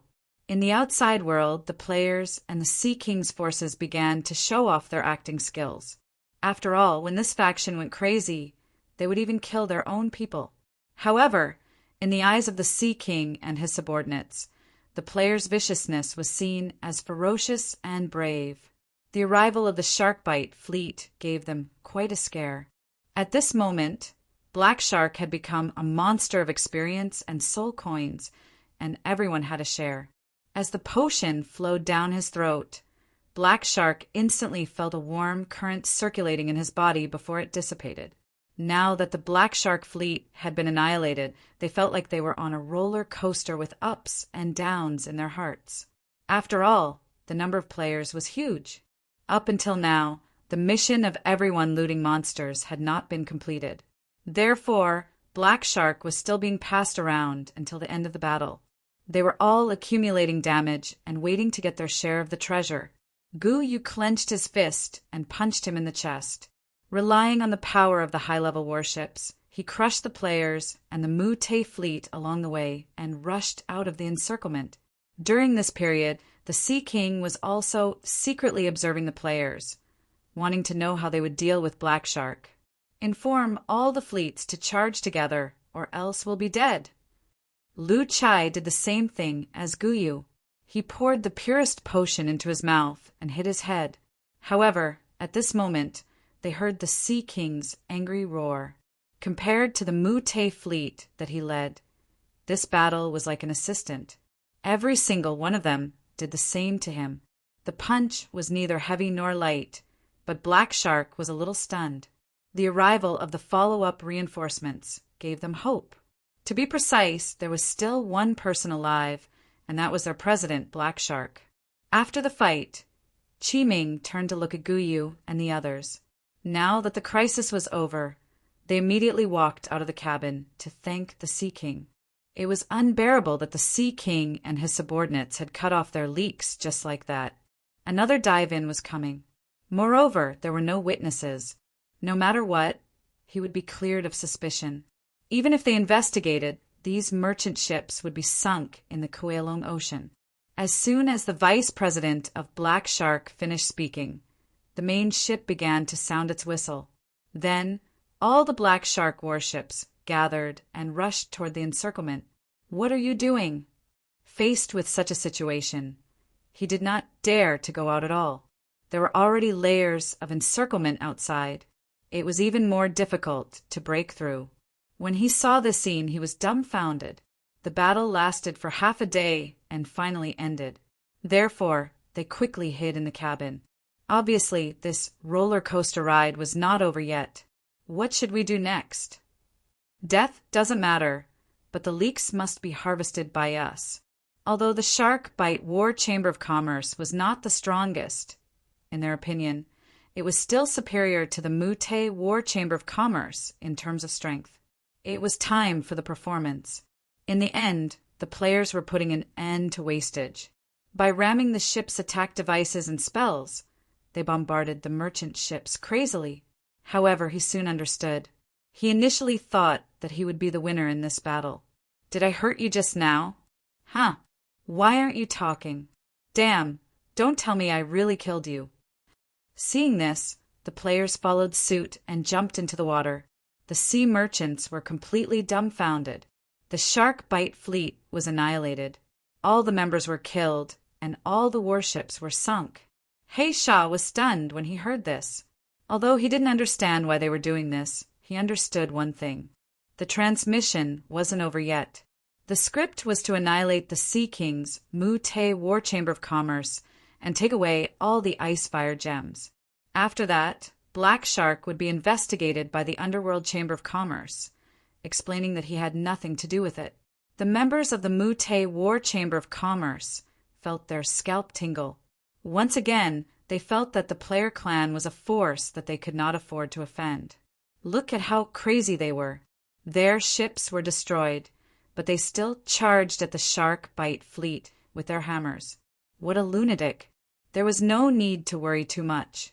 The players were the ones who charged the most and sacrificed the most. It could be said that the player clan's existence had minimized the losses of the Mu-Te War Chamber of Commerce. At this moment, the sun had set, and the sky was filled with the afterglow. Looking at the warship wreckage floating on the Sea King smiled. "Brother, stop shouting. You're too noisy. Our boss is far away." At the same time, the players who saw this scene immediately focused their attacks on the Sea King, who was flying into the sky. At this moment, the sea merchants in the merchant ship were still hiding nervously in the cabin, carefully observing the outside world. Subsequently, Black Shark was brought back to the myth warship by Guyu, and the guild members took turns to loot the monster. Soon, the merchant ship was destroyed, and the sea merchants chose to jump off the ship, just when the merchants thought that they were really going to die here. With the help of the players, the Sharkbite fleet could not break through the encirclement. They were destroyed one by the Sea King. Looking at Guyu and the others who were grinning hideously, Black Shark felt hopeless. The intense battle was still going on, but Black Shark's transmission did not stop. He did not expect the Sea King to be stronger than him. However, the biggest variable was the arrival of the player clan. As for abandoning the warship and escaping, it was impossible. The players' warships, in particular, were charging forward fearlessly. They were not afraid of being destroyed at all. Just to stop the Sharkbite fleet from breaking through the encirclement, even if it was only for a few seconds. However, they were not going after the sea merchants, but the chests of fire and ice stones that had fallen into the sea. Look, is this something that a human would do? However, in the eyes of the sea merchants, the Sea King was severely injured in order to protect them. What are we doing? Of course we're robbing them. In fact, the Sea King did not know this. Not only did he not get the resources that he wanted, but he was also going to lose his life. He had completely miscalculated. He might as well die in his own hands. At this moment, Black Shark was confused as he did not understand why Guyu wanted to save him. As members of the Acheron Chamber of Commerce, they naturally knew the difference in strength between the major chambers of commerce. Every time they saw the Mu-Te fleet or the Sea King killing their enemies, the players would feel heartbroken. At this moment, his heart was filled with despair as he knew that he was done for. The Sea King's silhouette suddenly appeared from the bottom of the water. With a wave of his hand, a huge wave was generated, wrapping around the sea merchants who were still swimming crazily. He brought them up to the sky, creating a huge water column on the surface of the water. Now, everyone would give themselves a blow, heal their injuries, and pass it on to the next person. What a devil! Then it was Yi Shui, Chenzu, Wu Guai, Lu Zhan, and the others, however. What made him feel even more hopeless was yet to come. Therefore, when the Sharkbite fleet came to rob the merchant ship, they were truly terrified as they felt that something big was about to happen. It was chaos outside again, but this time the Sea King seemed to be powerless. At the same time, the Mu-Te fleet could no longer stop the players from attacking. Countless spells attacked, and a few warships collided with the merchant ship at the same time, scaring the sea merchants inside. These ice fire stones were what they wanted. The lives of the sea merchants were worthless to the players. Although they were like cornered beasts, the destructive power of the Sharkbite fleet was still shocking. After the two groups of people exchanged pleasantries, they sat on the pile of warship wreckage floating on the surface of the sea. Looking at the sunset, they began to chat and laugh. Now, in order to be one step ahead, how could they not be ruthless? The tense atmosphere just now was instantly gone. Continue to pass it on. Split it with as many people as you can. Everyone has contributed today. It's immoral for us to take the soul coins and experience points. First, it was the Sea King's strength. When the Sea King fought with him, they were even more frightened when they heard that the Black Shark wanted to pull the Sea King into their group and split the resources together. What a colossal waste!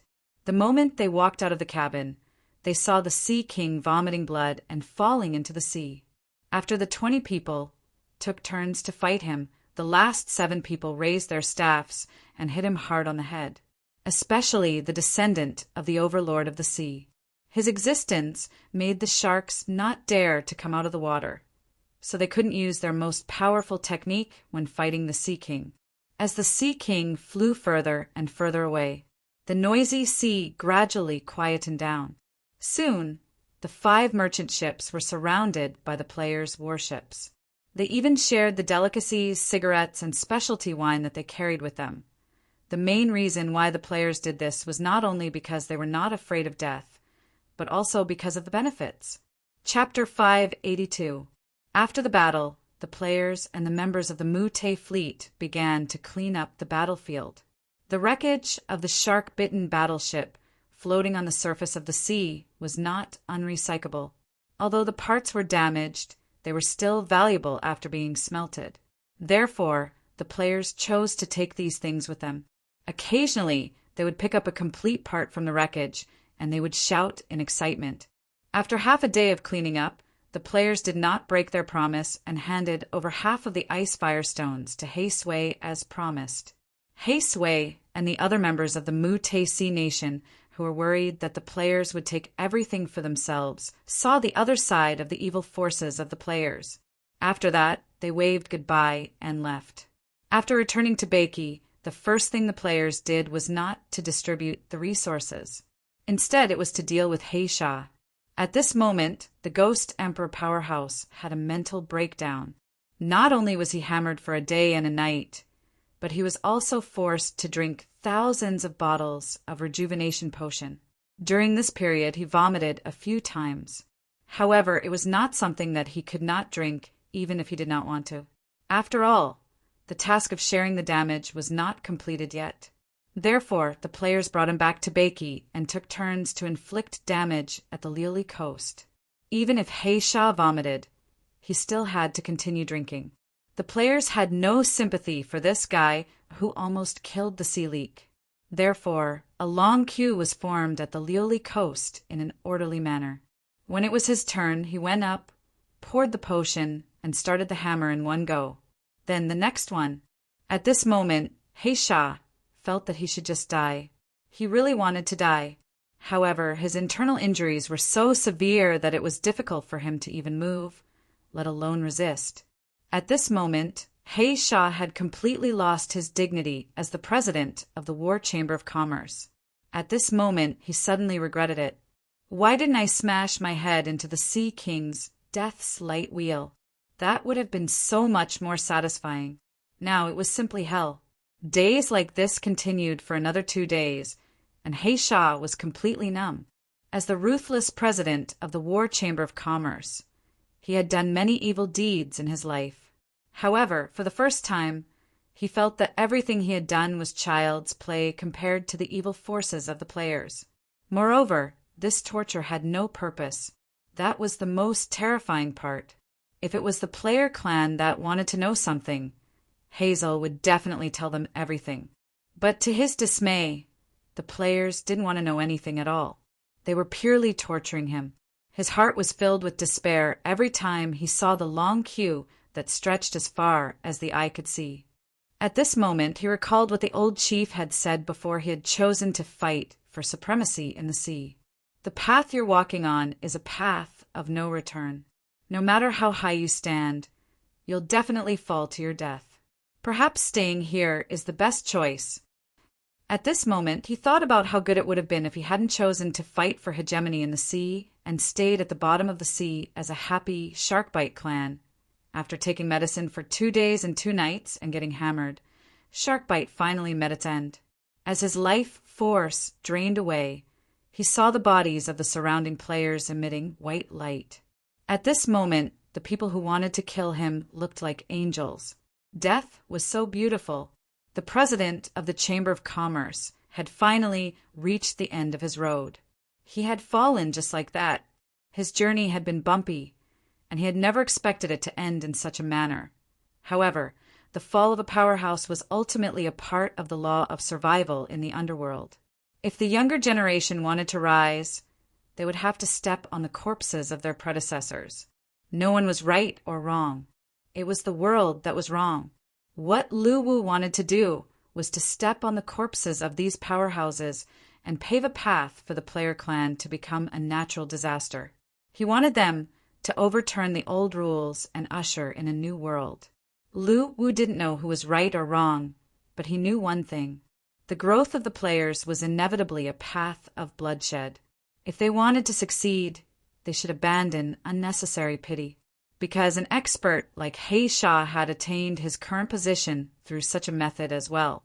His hands were stained with the blood of many clans and forces. The position of the Chamber of Commerce that he had obtained was obtained through countless robberies and bloodshed. It was just that this time he had encountered a player force that was more evil and evil than him. After Hazel's death, the major guilds began to distribute the resources. However, it was obviously not enough to get one ice firestone per person. Therefore, some guilds chose to distribute soul coins to the players who didn't get any ice firestones. Even so, the number of ice firestones per person was still pitifully low. In order to strengthen their equipment, Guyu and the others still had to spend soul coins to purchase ice firestones from other players. After the first round of equipment strengthening, the price of ice firestones skyrocketed after seeing the results. Of course, Lu Wu had already considered this situation. He had also thought of a solution. On the third day after the robbery of the merchant ship, he released a server announcement. Server announcement.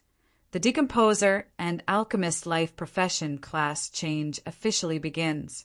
Players can register to participate in the event panel. The top 10,000 players in this event will receive the qualification letter for the class change. This announcement caused an uproar among the players. Out of curiosity about these two professions, the players began to open the event panel to check the details. Decomposer, able to decompose items into the most basic elemental form and extract the required elements for secondary use. Alchemist, proficient in the manipulation of elements, matching and combining them to form the required items. The two life professions released this time could be said to complement each other. Decomposer decomposes substances to obtain elements, while Alchemist uses elements to synthesize items.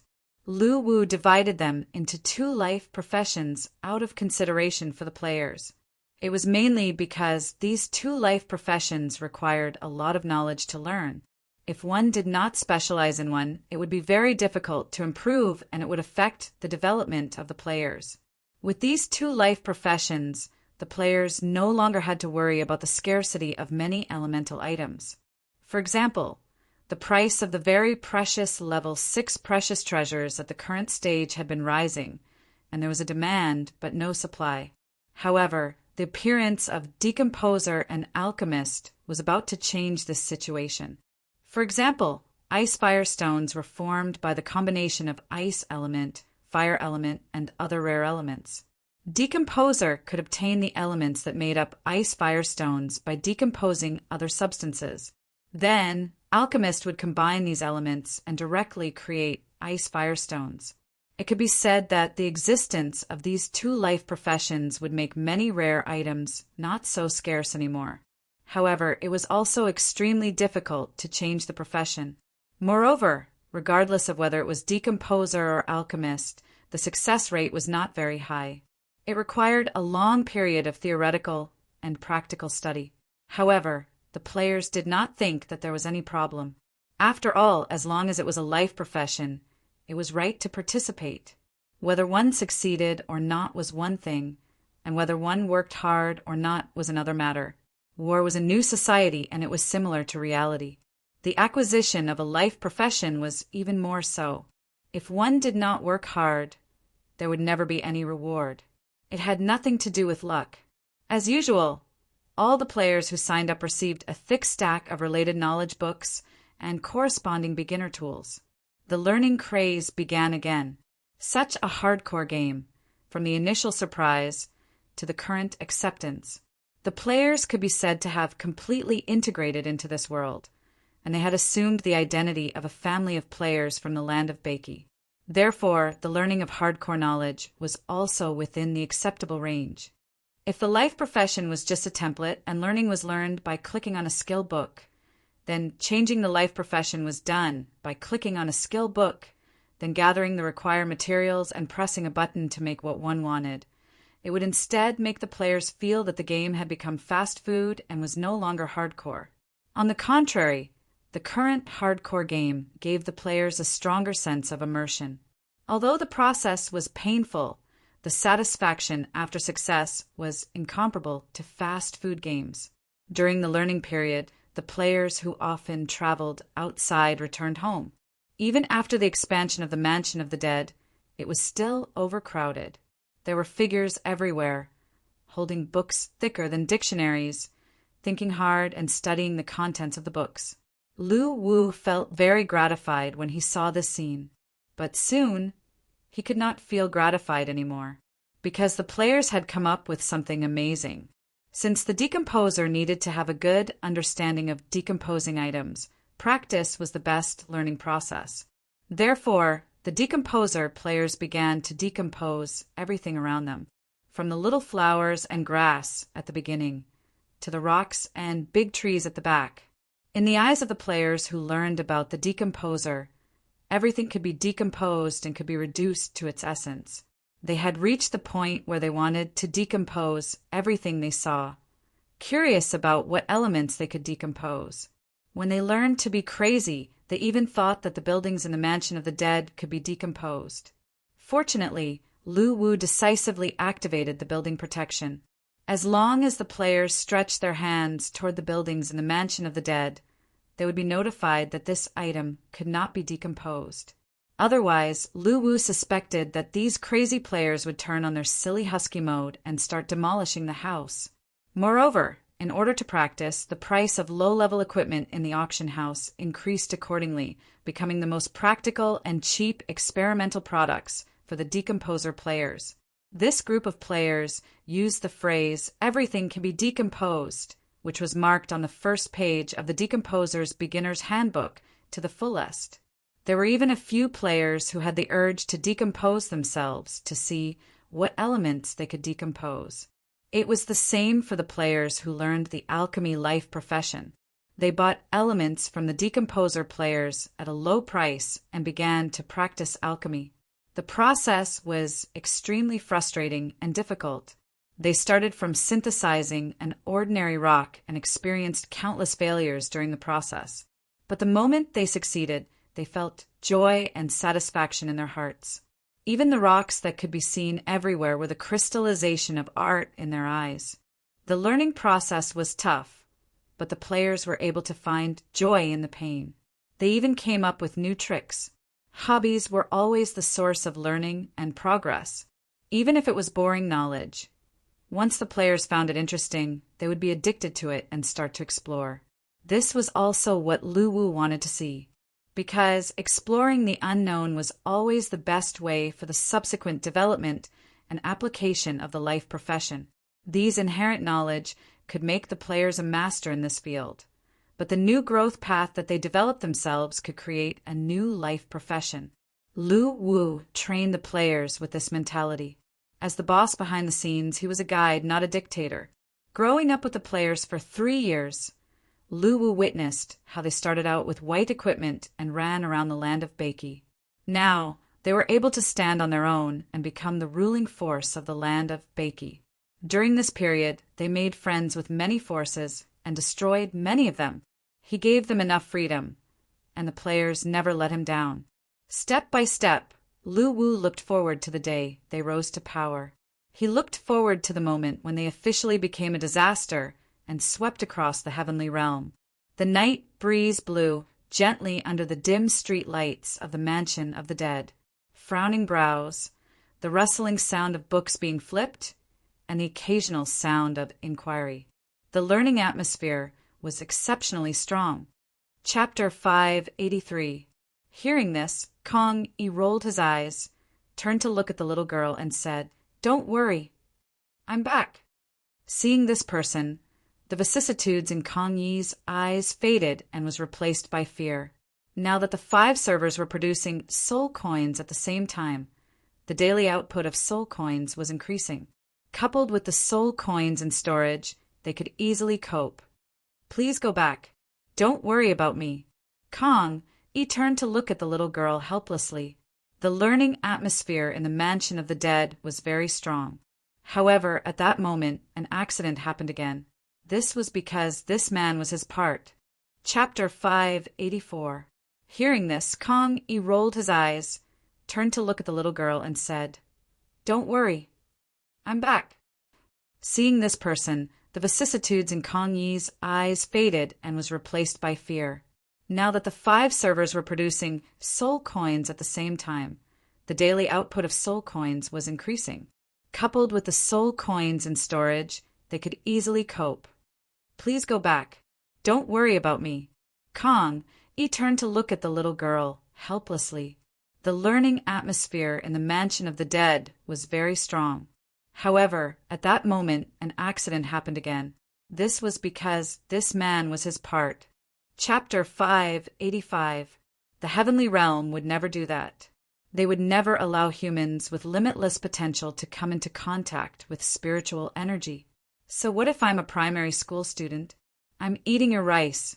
He immediately strode towards the man who was sitting not far away, holding a magic staff and sitting under the street lamp, and asked. However, Mo Xiaoxin did not appreciate his kindness. He waved his hand in disdain. It had been 8 years. Who could understand the torment he had gone through? Kong Yi took a deep breath of the air filled with spiritual energy and walked out of the initial circle of light excitedly. He arrived at the central square of the mansion of the dead. After entering the game, Kong Yi was extremely excited as he felt the dense spiritual energy between heaven and earth. "How about this? I'll teach you this, and you answer some of my questions. Question 3. A coachman is driving a carriage. There are 5 people in the carriage. Each person is carrying 5 bags. In each bag are 5 big cats. Each big cat is carrying 5 kittens. Each kitten is carrying 5 mice's food. How many legs are there in total?"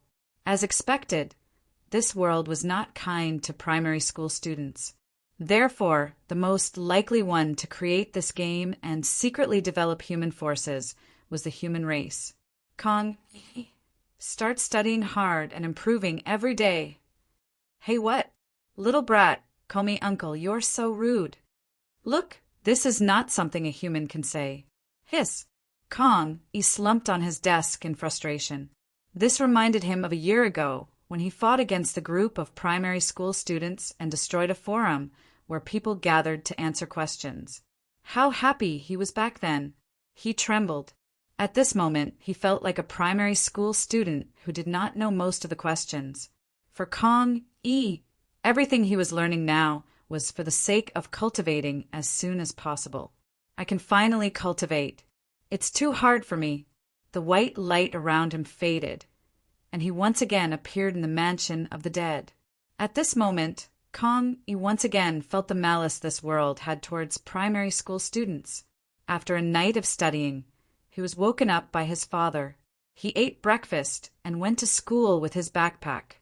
When he could see clearly again, he found himself in a place shrouded in a gentle white light. Kong Yi's face was full of disdain when he heard this. After reading the questions, Kong Yi shut himself up. Full marks in middle school equals Ghost Commander Graduate Kong Yi. But what made Kong Yi curious was why everyone in the square wasn't cultivating but was actually reading books. Recite it. If you don't recite it, it won't count as your answer. Mo Xiaoxin said with a smile. Who the F***ck said that? Kong Yi, who was only 3 meters tall, looked around and suddenly felt like a chicken standing in a flock of cranes. However, Kong Yi was once again dumbfounded when he saw the question on the test paper. Come, answer this question. How many elements can we decompose in the game world we're in? Dark element, light element, water element, fire element, wood element, spirit element. Not far from him, there was a desk and a chair with a test paper on it. Overwhelmed with emotions, he thought that he was about to start his cultivation and launch his counterattack. However, he did not expect that he would have to do questions before he started cultivating. In his shock, Kong Yi noticed that his surroundings had started to blur. Looking at this question, Kong Yi only wanted to say, I should be Xiaoming's ancestor. There's no doubt about it. Even if I, the human ancestor, become a primary school student, I will still be tortured by the world. I can't escape, I can't hide. After all, there was no way to resist, so he could only answer the question. I'm just a primary school student. Aren't you just making things difficult for me? I'll let you slap me. Kong Yi roared in exasperation. If it was in the past, Kong Yi felt that he could kill 10 of him with one slap. This was 2F** King scary. Of course, the originally abundant spiritual energy in the surroundings was also gone. After roaring in his heart, the indignant Kong Yi walked to the desk, sat down, and picked up a pen. You guessed it.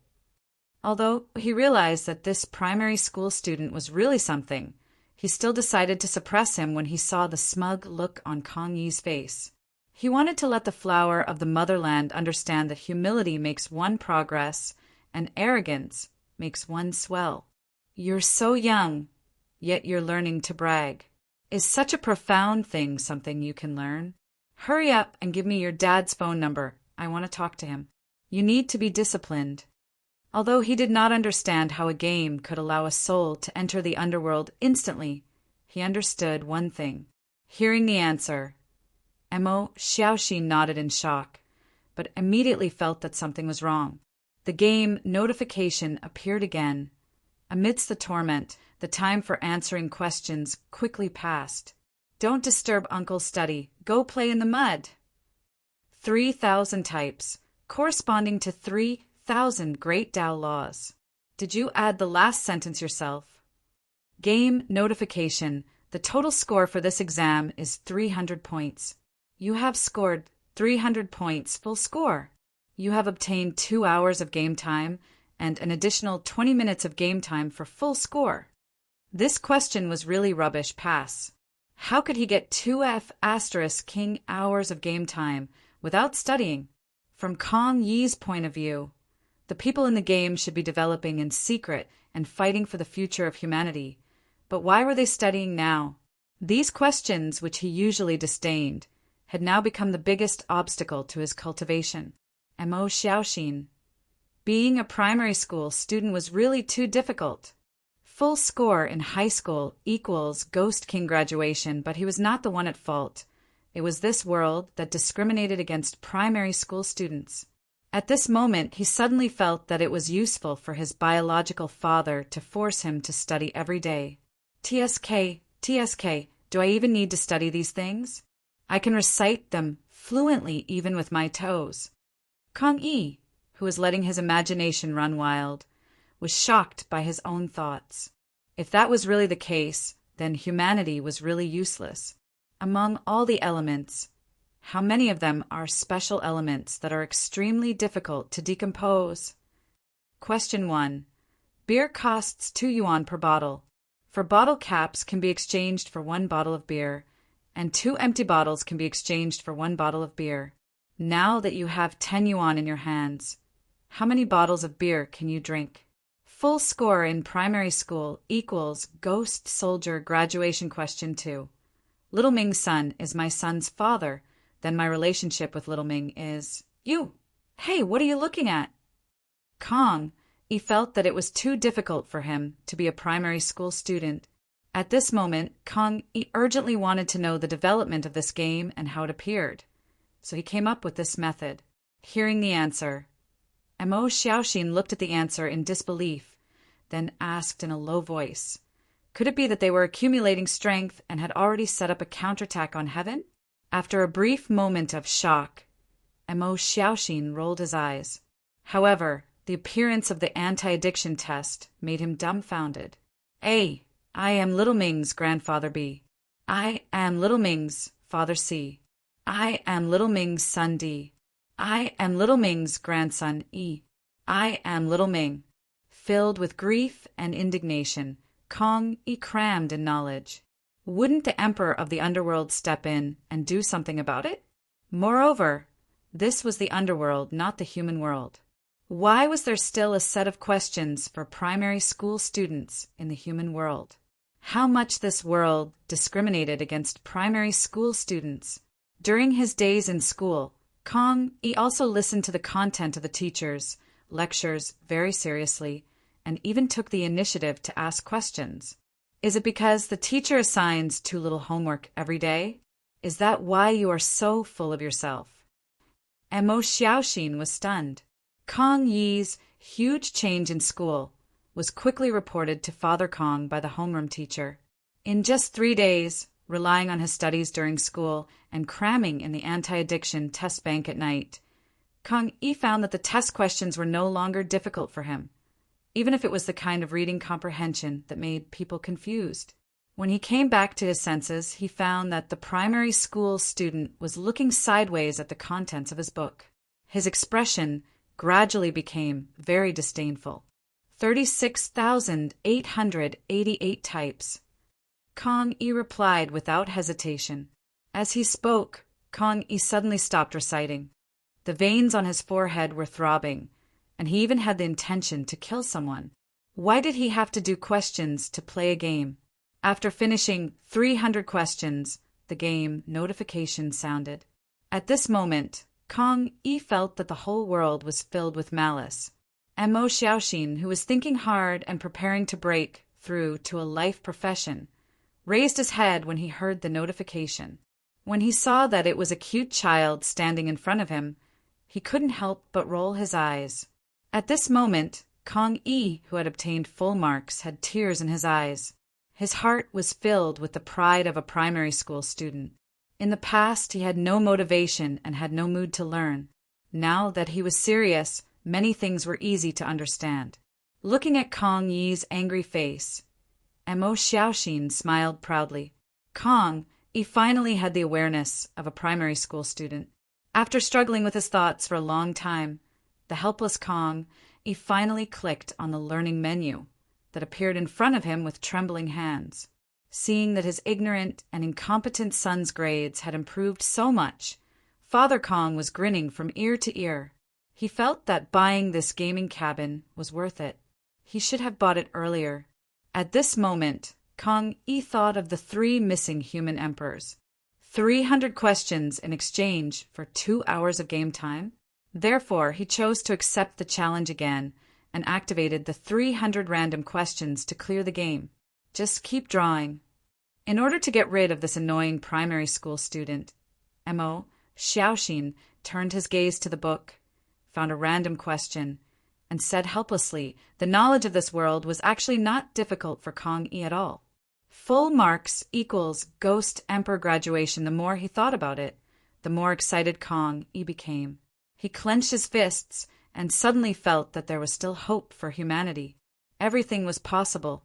However, only Kong Yi himself knew that, as a primary school student, he could not escape from studying.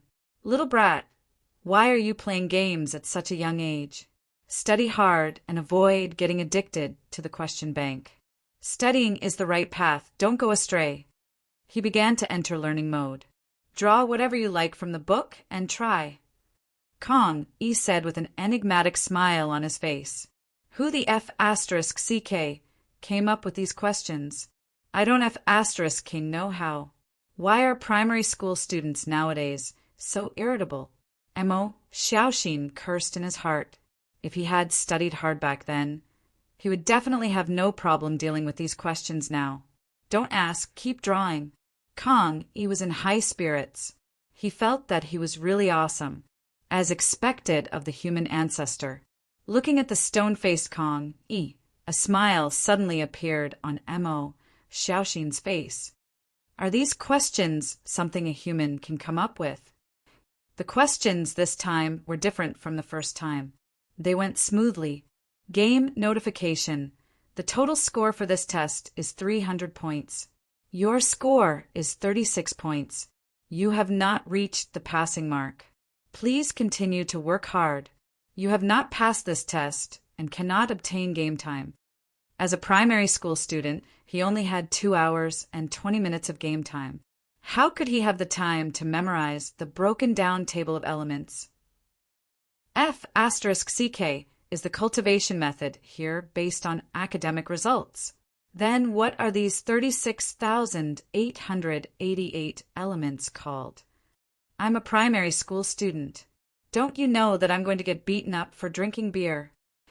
Chapter 586. Mo Xiaoxin smiled happily as he looked at Kong Yi, who was glaring at him with clenched fists. If he didn't teach him a lesson, this primary school kid would be too full of himself. However, Mo Xiaoxin didn't plan to continue teasing him after the happy ending.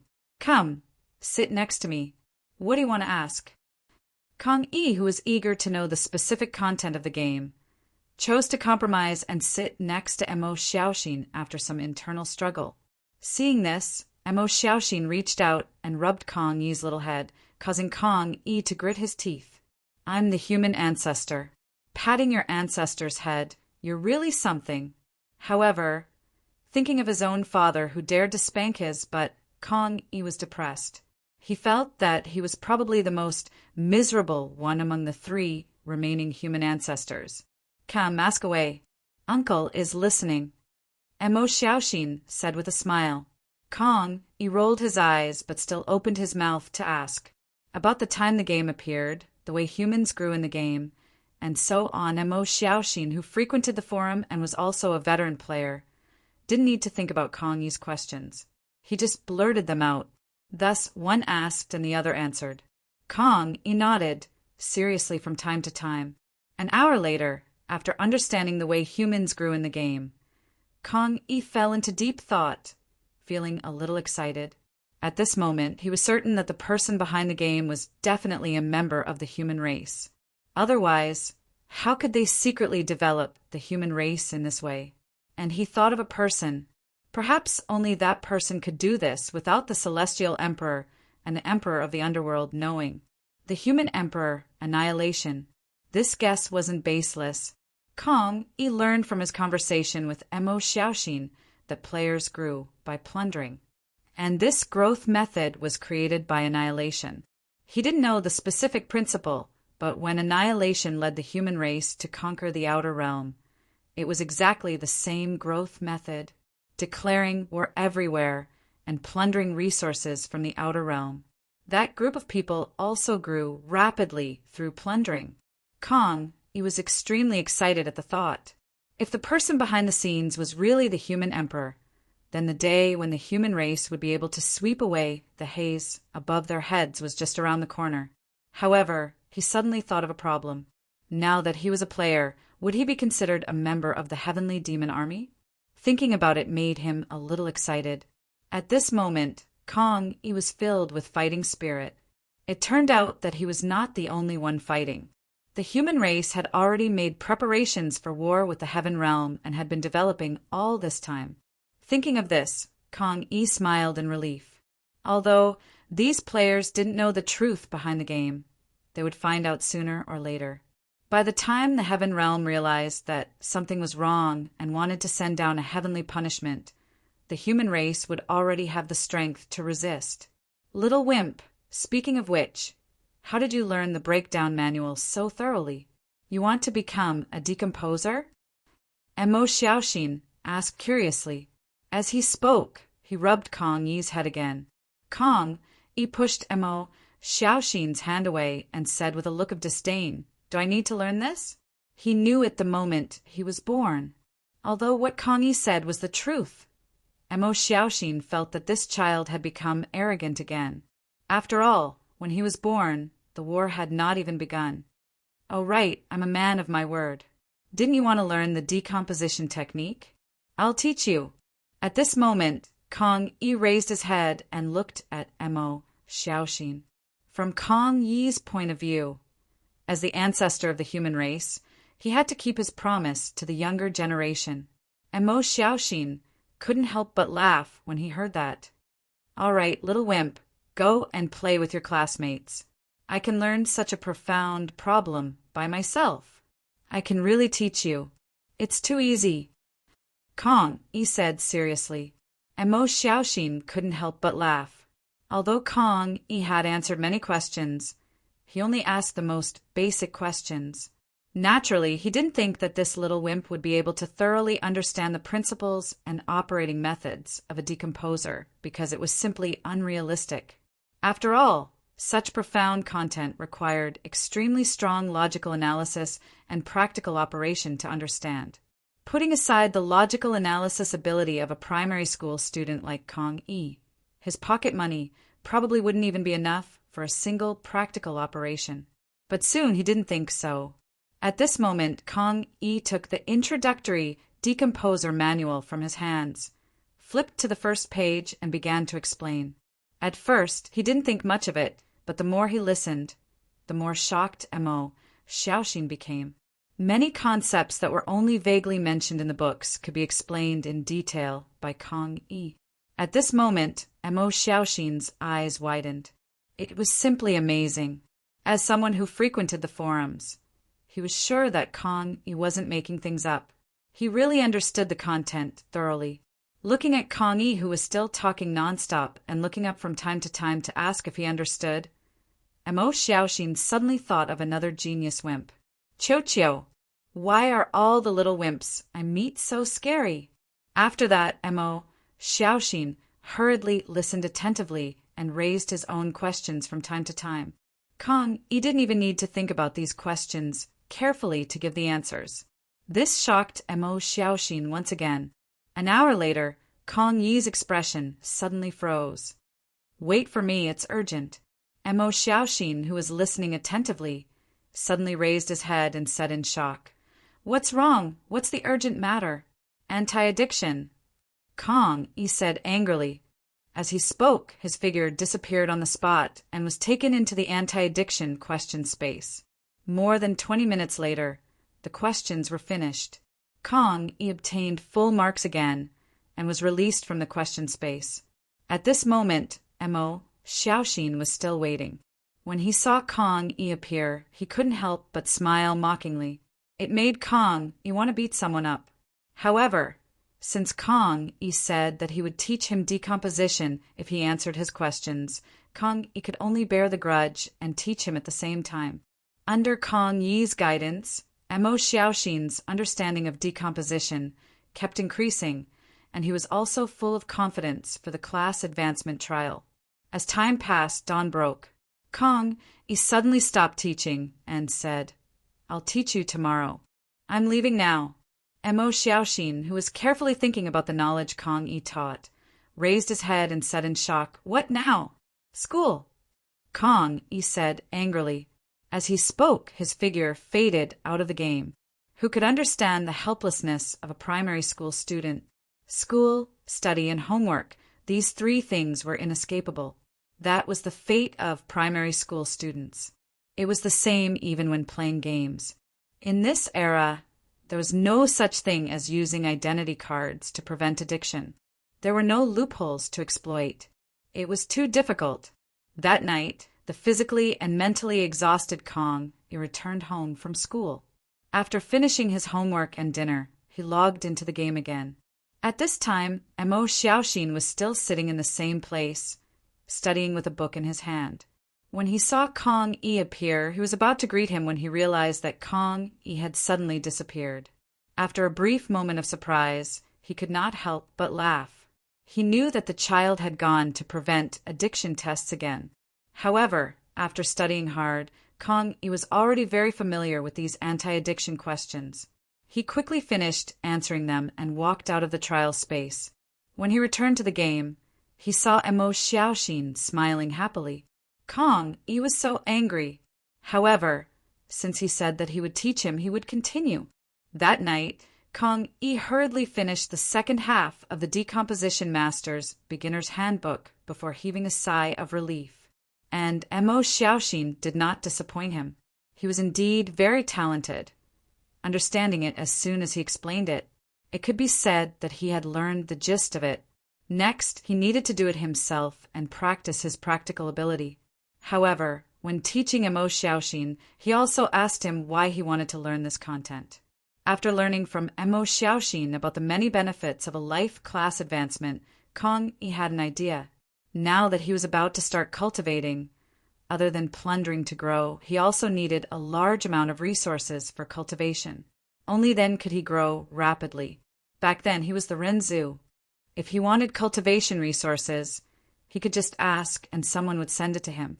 However, he was just a primary school student now. No one here would spoil him. If he wanted resources, he had to work hard. Therefore, when he heard Mo Xiaoxin say that as long as he succeeded in his life class advancement, he could use the things he produced to exchange for a large amount of resources, he was instantly tempted. Moreover, after the profession advancement was successful, he could also obtain precious life class tools and soul coins as rewards. This made him even more determined in his idea. Since it was just a matter of moving his hands, why not?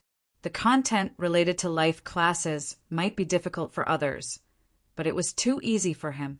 He even participated in the research on some of the principles of life classes. After thinking about it, Kong Yi opened the activity panel and accepted the profession advancement trial for decomposition master. After thinking about it, he opened the profession advancement panel for alchemist. After realizing that there was no requirement that he could only accept one life class, he accepted the alchemist trial as well. After everything was settled, he no longer paid attention to Mo Xiaoxin, who was studying. He found a place to sit cross-legged and closed his eyes. The long-awaited cultivation was about to begin. Relying on the abundant spiritual energy of heaven and earth, he did not need to worry about the issue of spiritual energy. He could directly cultivate the top-notch self-created skill that was most compatible with him. As he cultivated, the surrounding spiritual energy of heaven and earth gathered bit by bit and flowed into his body. Half an hour later, a server-wide announcement suddenly rang. Server-wide announcement. Congratulations to player Kong Yi for comprehending the top-notch skill. Mixed elements body. Hidden reward, 10,000 soul coins. The appearance of the wall cheat this time was no longer an uproar among the original server players. Instead, all the players in the server were in an uproar. This was the first time a wall cheat appeared in a server-wide announcement. The previous ones were all region-wide announcements, and the hidden reward was actually 10,000 soul coins. It could be said that such an achievement was unprecedented in the history of Battle Royale. From this, it could be seen how powerful the skill this player had comprehended was. It was definitely at the level of a super wall cheat. Just as the forum was buzzing with discussions about this, Mo Xiaoxin, who was holding the beginner's handbook and thinking hard, was dumbfounded. When he first heard the region-wide announcement, he felt that the name sounded so familiar. However, when he thought about it carefully, wasn't that the little brat? He turned around and saw the little brat sitting cross-legged on the ground with his hands clasped in front of his chest, looking like he was cultivating.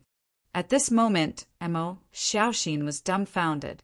In just a short while, he had comprehended a super skill that had never appeared before.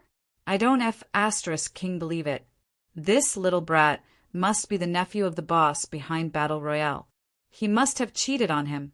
At this moment, Mo Xiaoxin suffered a huge blow. We're all primary school students, this scary nowadays. Chapter 587. Having witnessed the birth of a wall-hacking player in such a seemingly easy way, Mo Xiaoxin suffered a huge blow. As a veteran player who had been fighting for 3 years, he knew very well how difficult it was for a wall-hacking player to be born. To Mo Xiaoxin, Kong Yi's act of sitting on the ground and closing his eyes for half an hour to cultivate a super ability was definitely cheating. He was definitely the nephew of the boss behind the battle. How infuriating! I didn't get it even after playing for 3 years. Yet he got it just like that. At this moment, what made Mo Xiaoxin feel the most unbalanced was that Kong was only an 8-year-old kid. However, what made him feel more balanced was that Kong, he was only an 8-year-old kid. So what if he was awesome? Could he avoid being addicted? Could he not do homework? Could he not go to school? Mo Xiaoxin finally felt better after thinking about it. However, his gaze towards Kong Yi was still filled with naked jealousy. At this moment, Kong Yi opened his eyes. He instinctively opened the attributes menu. Kong Yi, addicted player. Gender, male occupation. Berserker attributes. Abilities, mixed elements body, top-level ability. Ability details, top-level ability of the human race, created by the human ancestor Kong, using himself as the blueprint. Absorbing the spiritual energy of heaven and earth to refine one's body. Upon mastery, one's body will be invulnerable to all spells and can traverse the void. Ability status. Level 1, 0, 1% ability effect. All attributes plus 15, special magic immunity effect. All spell damage reduced by 20%, no upper limit. Increases as the ability grows, special active skill, mixed elements body. Lasts for 20 minutes after activation. Double all attributes. Increases as the ability progresses. Ability cultivation method. All the soul energy obtained from killing the target monster will be converted into level experience and soul coins. Cannot be used for ability cultivation. Additional spiritual materials and other treasures are acquired to convert spiritual energy for cultivation. Ability notes. Mixed elements body requires a lot of spiritual materials to cultivate. Please act within your means. Looking at the introduction of his ability on the character details menu. At this moment, Kong Yi was stunned. It was not because the description on the menu was wrong, but because it was 2F** accurate. Apart from himself, he had only imparted this technique to 2 other clansmen, and both of them had died in the Battle of the Three Realms. It could be said that no one knew the details of this technique anymore. But at this moment, the effects of this skill had been analyzed and even turned into data. At this moment, Kong Yi was filled with curiosity towards the person behind the scenes. He really wanted to know who he was, or rather, whether he was the Ren Huang who had disappeared for a long time. If not, it was hard for him to imagine when such a genius had appeared in the human race. At the very least, he was certain of one thing, and that was that this genius was definitely not born after the Battle of the Three Realms. Because after the Battle of the Three Realms, the human race had gradually withered, and the energy of the world was thin. Under such circumstances, it was utterly impossible for true experts to be born. Therefore, this person must have existed before the Battle of the Three Realms. If it wasn't human sovereign Tumia or the other 2 human sovereigns, Kong, he couldn't think of who it could be. But at this moment, he was very curious. Did the person behind the game know about his appearance? Logically speaking, how could the person behind the scenes who created this artifact not know that he had entered the game? Thinking of this, Kong, he was a little puzzled as to why he didn't want to see him. Unable to understand, Kong, he could only attribute it to the person behind the scenes having his own plans.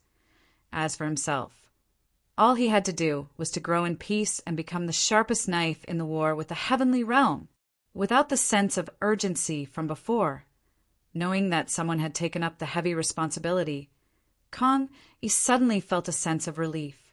Being a small soldier was pretty good. Just as Kong Yi and Mo Xiaoxin were thinking about their own matters, the forums of all the big servers were in an uproar. Regarding the appearance of another strong cheat in the original server, the players had different opinions and speculations. Watermelon_Taro. Another daddy has appeared. The cross-server battle is in the bag. Shueli_the_strongest. Where is he? All the acting is over. Why isn't he coming out to post a pretentious post?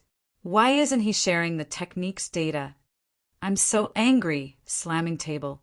JPG, Peppa_Boar. Speaking of which, do you guys remember that there was a guy called Black Tiger who also inherited a superb technique and then he disappeared?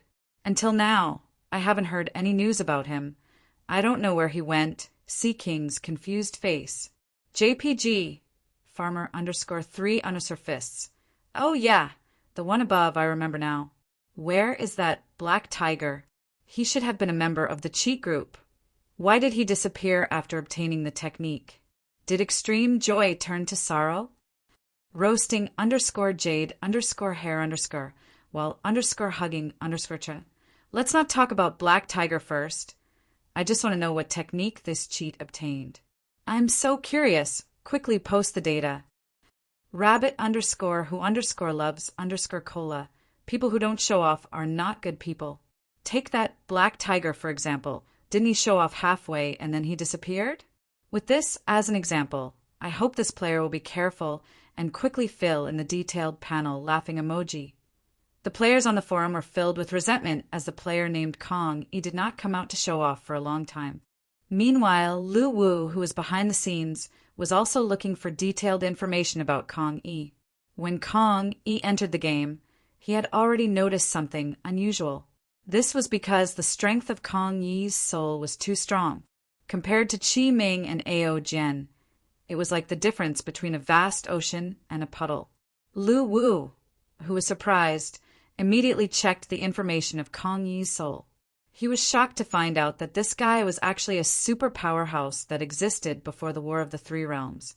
Moreover, he was a pillar of the human race, which meant that he was one of them. During the investigation, Lu Wu found out that after the War of the Three Realms, Kong Yi's experience was equally thrilling. He struggled in the extraterrestrial world and planned for the future.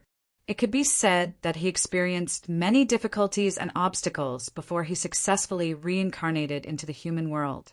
However, the difficulties were not over because he became a primary school student. Although there were many ideas that he wanted to realize as a primary school student, any of Kong Yi's ideas were ignorant and incompetent in Father Kong's eyes. If he disobeyed, he would be beaten up. There was no room for negotiation. Seeing the dignified human ancestor end up like this, Lu Wu felt slightly sympathetic. This was too tragic. As for the subsequent anti-addiction, as for the soul detection that Lu Wu had set up, it was calculated after reincarnation. Therefore, even if the actual age of the soul was very old, as long as one had reincarnated through the 6 realms of reincarnation, the calculation would start from 0. This was because if it was not calculated in this way, many players' souls were reincarnated. Then the anti-addiction system would become a decoration and would be meaningless. Thinking of this, Lu Wu once again observed 3 seconds of silence for Kong E. Every day he would go to school and do his homework. The only time he returned home at night to play games, he would still have to face the anti-addiction system for a while. This was really too tragic. However, there was also a benefit to Kong Yi's anti-addiction system. That was Father Kong's peace of mind. Ever since he started playing Battle, Father Kong would never disturb Kong Yi again. This was because Kong Yi's academic performance had improved rapidly. However, if there was no anti-addiction system, Kong Yi would not even want to take a look at his textbooks. This would cause Father Kong to feel that Battle would not improve Kong Yi's academic performance. He would definitely send him to other classes and thus deprive him of the right to play games. Therefore, Lu Wu did not want to remove the anti-addiction system, but from Father Kong's perspective, he could not remove it. After all, in this life, Father Kong was Kong Yi's biological father. Although Lu Wu had the ability to take Kong Yi away from Father Kong, it was a little too inhumane to do so. Therefore, Kong Yi's anti-addiction system was not over yet. After having a rough understanding of Kong Yi's experience, Lu Wu was now looking at the memory fragments that were stored in Kong Yi's soul about some specific information about the heyday of the human race. As he browsed, Lu Wu suddenly saw a cluster of information marked the annihilation of the human emperor. Looking at this cluster of information fragments, Lu Wu suddenly felt a little excited. Regarding the human emperor annihilation, he first learned about it from the evil demon god. Later on, he also learned about the strongest human from many aspects. Now that he found out that Kong Yi actually knew about this person, how could he not be excited? Therefore, Lu Wu immediately clicked on the cluster of information fragments marked by the artifact as the annihilation of the human emperor. But then he was stunned. In the image, a Pikachu was shaking its butt, twisting left and right, jumping on the spot. Lu Wu was confused. This is the human emperor annihilation? Pikachu! Lu Wu's head was full of question marks, and he felt that he was shocked. Is there something wrong with Kong Yi's memory? Or is there something wrong with my brain? Lu Wu, who did not believe it, exited the memory fragment marked by the artifact as the annihilation of the human emperor, then clicked on it again. It was still the same lively Pikachu, twisting and turning around. Lu Wu, at %% yen asterisk hashtag %. What kind of deity's memory is this? Has Kong Yi's soul been modified? Thinking of this, Lu Wu's face turned solemn. Apart from himself, the only person who could modify another person's soul in the artifact was a certain lowly.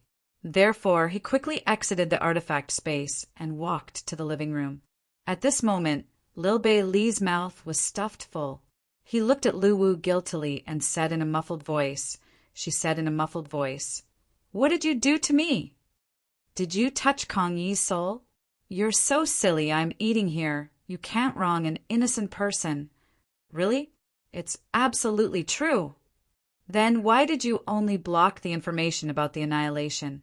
Because Lil Bailey's face turned red, and she stammered and could not continue.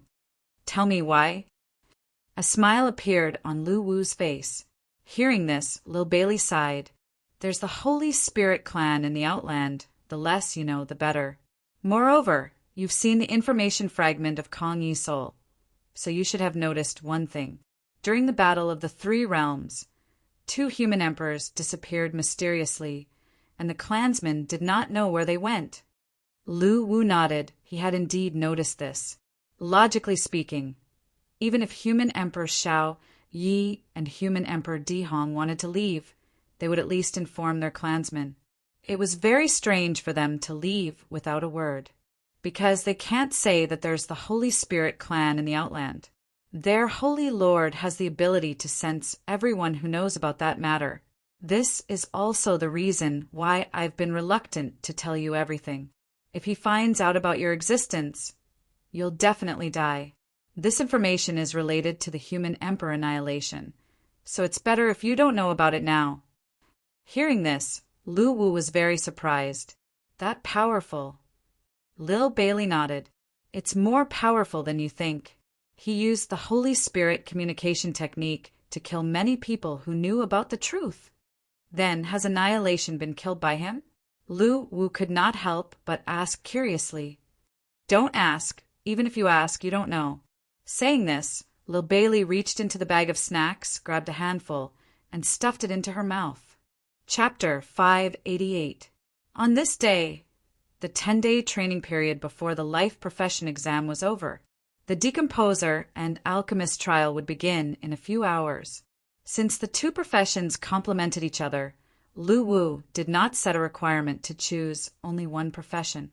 However, the players knew that learning both professions would definitely slow down the pace and cause them to be unable to change their profession. Hence, they basically focused on one profession. At this moment, the players who had gone through 10 days of training were rubbing their palms in preparation for the exam. As long as they succeeded this time, their fate in the game and even in reality would be changed. Although the profession was expensive, as long as they were not lone wolves, they would not have to worry about not having enough soul coins with the support of the big guilds.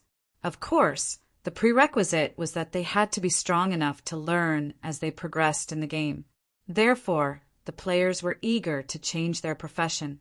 The disassemblers and alchemists were a rare opportunity for the players to come up with a plan. The fire and ice stones required to strengthen their equipment were severely lacking. However, with these 2 professions and some necessary materials, they could mass-produce the fire and ice stones. The profits were unimaginable. It was definitely a profit-making industry.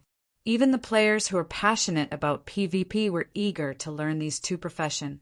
As long as they changed their profession, they would not be lacking in equipment and soul coins. They might even be able to use this opportunity to enter the ranks of high-level players. Although every player had different ideas, they all had the same desire for the profession. The competition between them was intense. Everyone was starting from scratch, and everyone had a chance. This exam was the day to verify the results of their 10 days of hard work. At this moment, the mansion of the dead was full of people. People were studying with books in their hands. Mo Xiaoxin and his mother, Mo Lanlan, who were going to participate in the decomposer trial, were chatting in a corner of the central square of the mansion of the dead. At this moment, Mo Lanlan was looking at Mo Xiaoxin, who was deep in thought with a book in his hands. "My dear son, can you do it?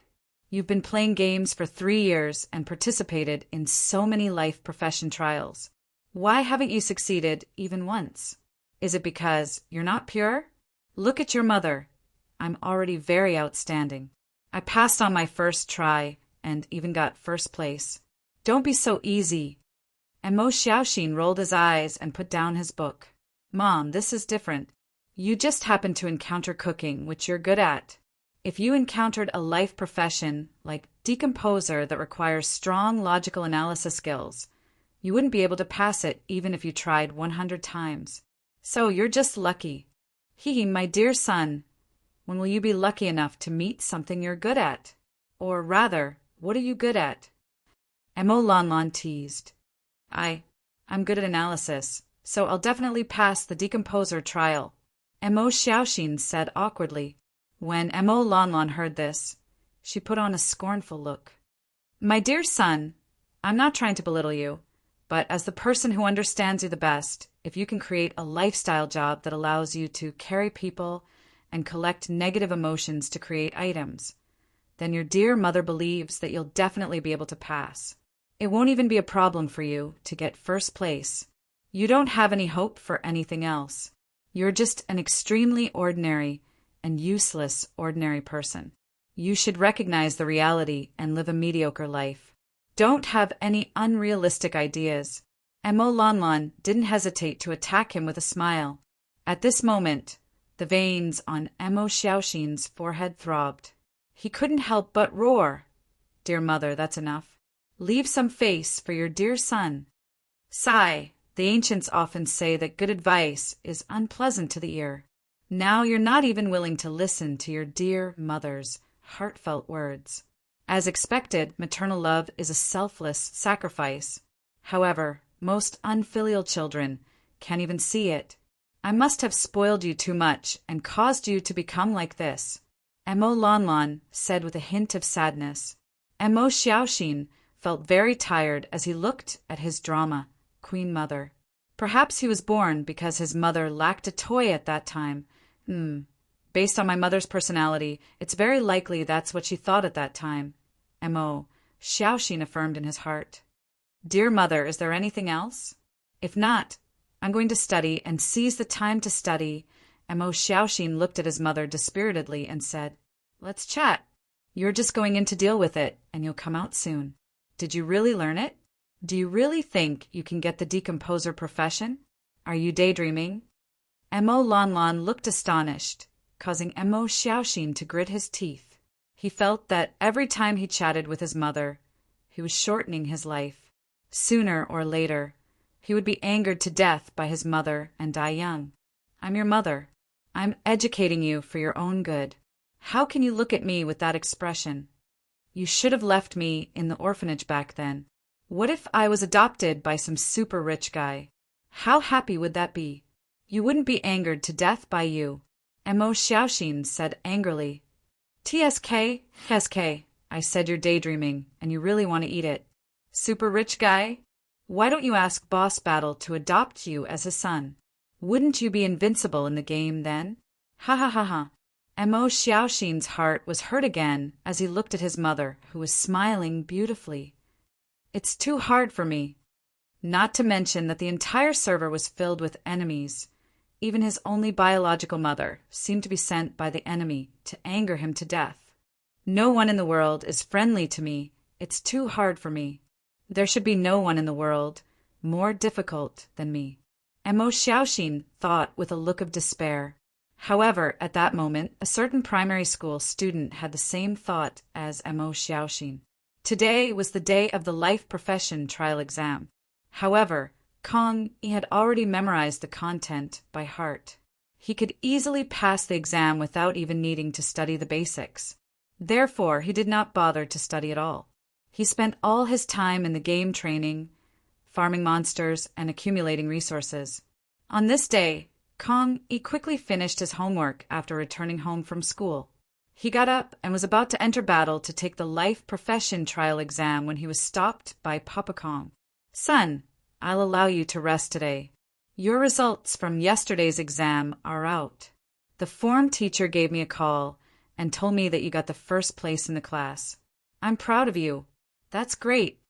Papa Kong said with a gratified expression. Kong he was stunned when he heard that. He did not understand his father's intention. "Let's go. I'll take you out to play tonight." Papa Kong reached out and rubbed Kong Yi's little head. "No, I want to study." Kong he was about to walk towards the gaming cabin. However, he was stopped by Papa Kong again. "You need to strike a balance between work and rest. I'm not an unreasonable person. Since you have such good results, just relax a little today. You don't have to study anymore."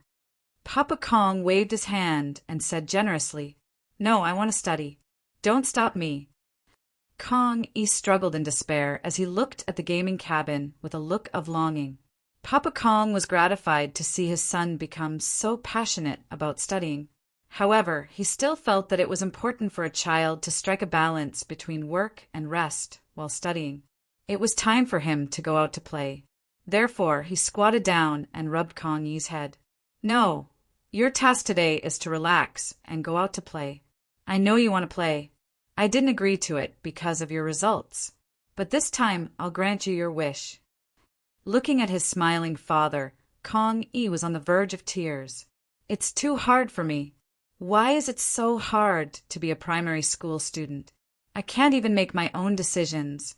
There's probably no one in this world who's worse off than me." Chapter 589.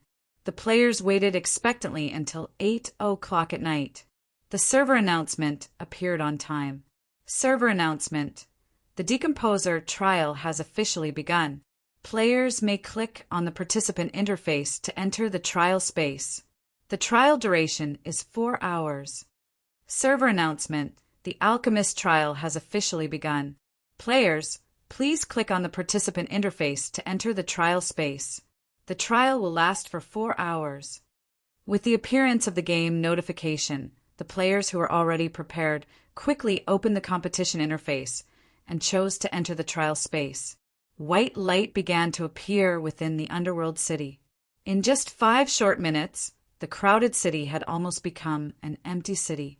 At that moment, Mo Xiaoxin, who was about to click to enter the trial space, suddenly thought of something and clicked open his friend's panel. He immediately realized that the elementary school Kong Yi on the wall was not online yet. What's going on? Didn't he say he was going to participate in the trial? And Mo Xiaoxin couldn't help but mutter, "What's wrong? Almost everyone has left. Why aren't they going in? Don't worry. Your biological mother won't laugh at you. Go boldly. I'm mentally prepared. I'm very stable." Mo Lan blinked and gave her son a thumbs up to show encouragement when she saw her son standing there in a daze. Mo Xiaoxin rolled his eyes when he heard that. He did not want to say anything else and decisively chose to enter the trial space to avoid being ravaged by his biological mother again.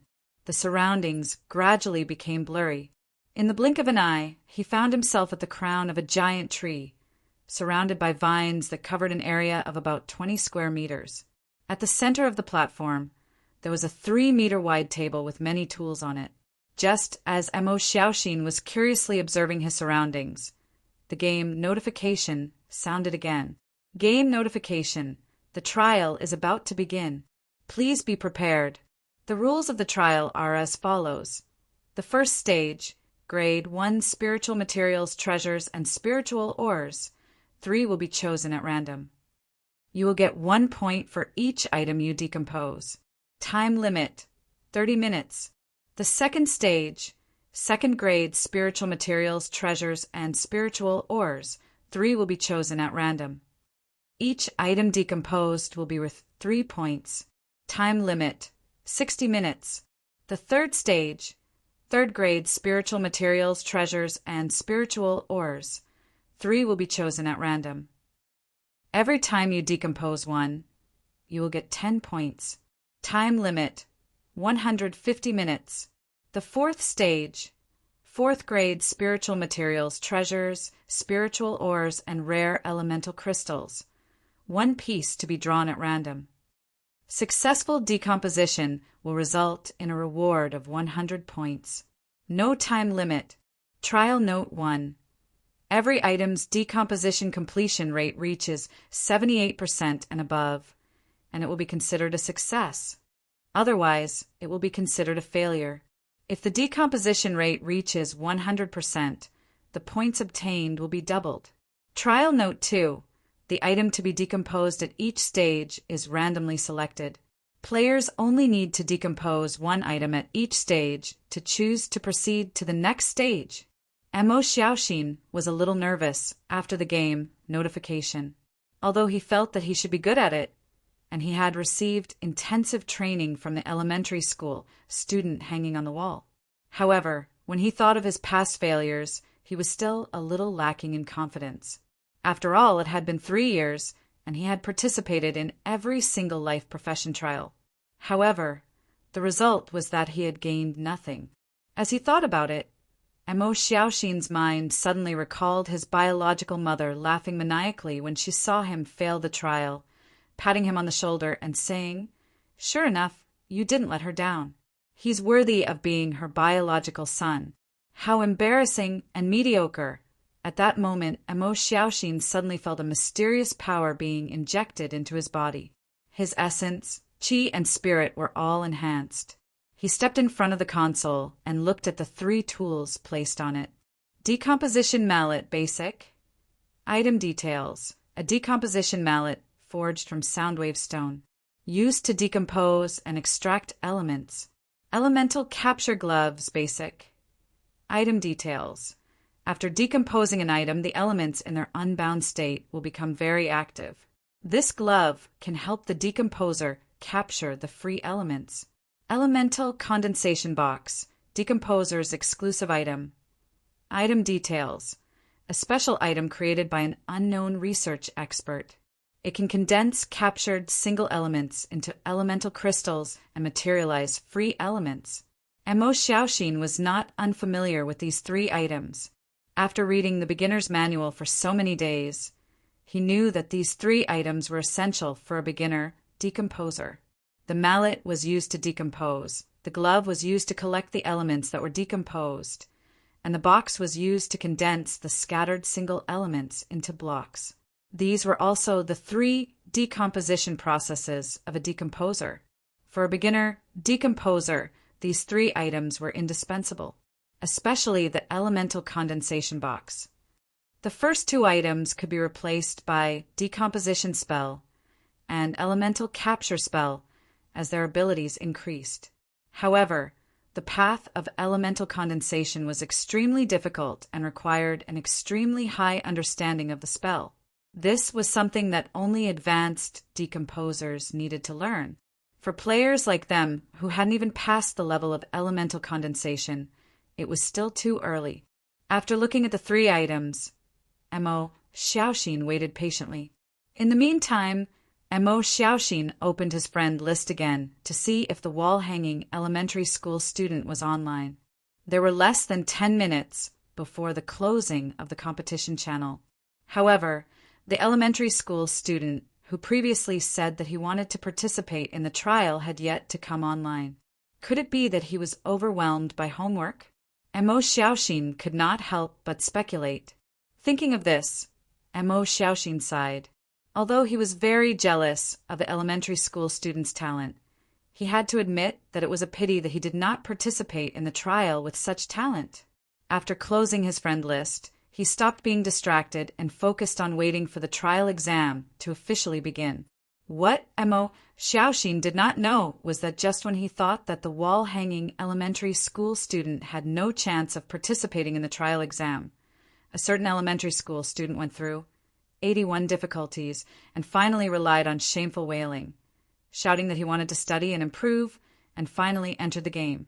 After entering the game, Kong decisively opened the competition interface and chose to enter the trial space. However, what appeared was the long-awaited anti-addiction notification, and he entered the anti-addiction space as well. At this moment, Kong almost fainted on the spot. In order to make it in time for the life profession exam, he had to start the anti-addiction test at full speed. There were less than 7 minutes left for him. Fortunately, he only needed to pass the anti-addiction test. He did not need to get everything right. After studying seriously, Kong was already so familiar with these questions that it was heartbreaking. In the end, a certain elementary school student entered the alchemist trial venue in the last minute of the countdown. Looking at the gradually blurring scene around him, Kong mumbled, "It's too hard for me." As the competition channel closed, a game notification rang in Mo Xiaoxin's mind. Game notification. The trial has officially begun. Drawing test items for the next stage. Obtained: cloudy grass, spiritual ingredient, wind, thunder sword, precious treasure, star vein stone, spiritual ore. As the game notification rang, 3 items appeared on the table in front of Mo Xiaoxin. Since the trial had already begun, Mo Xiaoxin did not hesitate anymore. He immediately picked up the decomposition mallet on the table and glanced at the 3 random level 1 items. After careful examination, he decisively chose the relatively simple star vein stone as the first item to be decomposed and started working. Similar to demonic chefs, decomposition masters also needed to learn a basic skill, which was Spirit Eye. It was used to look at the microscopic world inside objects, made of spiritual energy. However, the microscopic world that decomposition masters and demonic chefs saw was not exactly the same. One was the combination and arrangement of spiritual energy elements, while the other was the combination of more microscopic elements. They could be said to be completely different, so decomposition masters naturally could not use special knives like demonic chefs. After activating Spirit Eye, a dazzling galaxy formed by countless light spots appeared in the star vein stone in Mo Xiaoxin's eyes. However, the countless light spots in the galaxy did not have a single color. Instead, they were made up of light spots of different colors and shapes. His current task was to decompose these different light spots and gather them into a single elemental crystal for secondary use. This step was extremely complicated and tested the decomposition master's personal ability.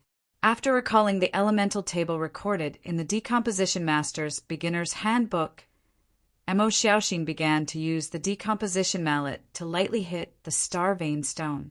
Using the ripples of vibration conduction, he peeled off the mixed elemental dots and separated them bit by bit. Both were subtle operations, but the biggest difference between decomposition masters and demonic chefs was the method of operation. One used a knife, while the other relied on sound waves. Each sound wave corresponded to an element, and each element could only resonate with sound waves of a fixed frequency. In other words, if decomposition masters wanted to master the method of peeling off all the elements, they had to master the usage of 36,888 sound waves. However, the decomposition master's beginner's handbook that Mo Xiaoxin had learned only recorded 5,000 ways to use sound waves. Although the exam was random, it was mainly based on the contents of the handbook, so Mo Xiaoxin was not worried about encountering elements that were difficult to decompose. As he struck, the blue light spots in the galaxy swayed slightly and began to gather towards the center bit by bit. About 7 minutes later, as a large amount of blue elements gathered into a ball, Mo Xiaoxin suddenly struck the star vein stone with a heavy blow. Immediately, the blue specks of light peeled off from the stone and dissipated, turning into a sparkling blue mist. Seeing this, Mo Xiaoxin hurriedly put on his gloves and waved his hand, sucking the blue mist firmly in his hand. Then he opened the element condensation box and threw it in. Suddenly, the originally lively star element began to shrink and condense, slowly turning into a crystallized star element the size of a glass ball. Star element, normal element. Element concentration, 103 star element, low. Seeing this, Amo Xiaoxin was overjoyed and immediately began the next step. In the first stage, the elements inside low-level items were very easy to control. Moreover, the item's level was not high, so the degree of adhesion of various elements was not very high, so it was not very difficult to operate. As time passed, one element after another was extracted by Amo Xiaoxin. Star element, earth element, spirit iron element, jade element. Although the star vein stone was only a level 1 spirit ore, it contained more than 50 types of spiritual energy elements. After extracting most of the elements, Amo Xiaoxin confirmed that he had reached the required 78% passing mark. He did not waste any more time and decisively began to decompose the next item. Amo Xiaoxin, who was fully focused, appeared to be particularly serious. He did not have the cheap look that he usually had when scolding the heavens and the earth. Under the pressure of his biological mother, Amo Xiaoxin was ready to prove himself this time. He wanted her to understand that although her biological son did not have much combat talent, he was definitely a genius. He was not a mediocre youth who only knew how to bully others. With this thought, Amo Xiaoxin was immediately filled with fighting spirit. Chapter 590. At this moment, many players were cursing and had a mental breakdown. This was so King cruel that they had met a wall. He could understand why they chose to endure and lay low for the sake of the future. Server-wide announcement. The direction of this cross-border expedition is the Wanderer in the 523 region. Following that, Kong Yi's figure disappeared from where he was and appeared in a vast expanse of white space. Countless strands of blue soul power started to flow into his body. At this moment, the profession trial ended and the game announcement sounded, announcing the results of the first and second place. The gap between people was vividly displayed at this moment. It was so King cruel. At this moment, he had already made it to the 18th stage, and the combination of spiritual materials in each stage was 100% perfect, so he received double the points. Looking at this item, Kong Yi's face revealed a nostalgic expression. Many players passed on the news to each other, and a large number of players who had yet to go online began to rush home, using all sorts of reasons to apply for leave just to make it to this epic cross-border expedition. However, at this moment, he could not lend a helping hand at all because he was too weak. I suspect the first place used memory bread, and I used the Men in Black series memory eraser. Kacha Flash! Seeing this, Kong Yi glanced at these elemental crystals and was silent for about 5 minutes.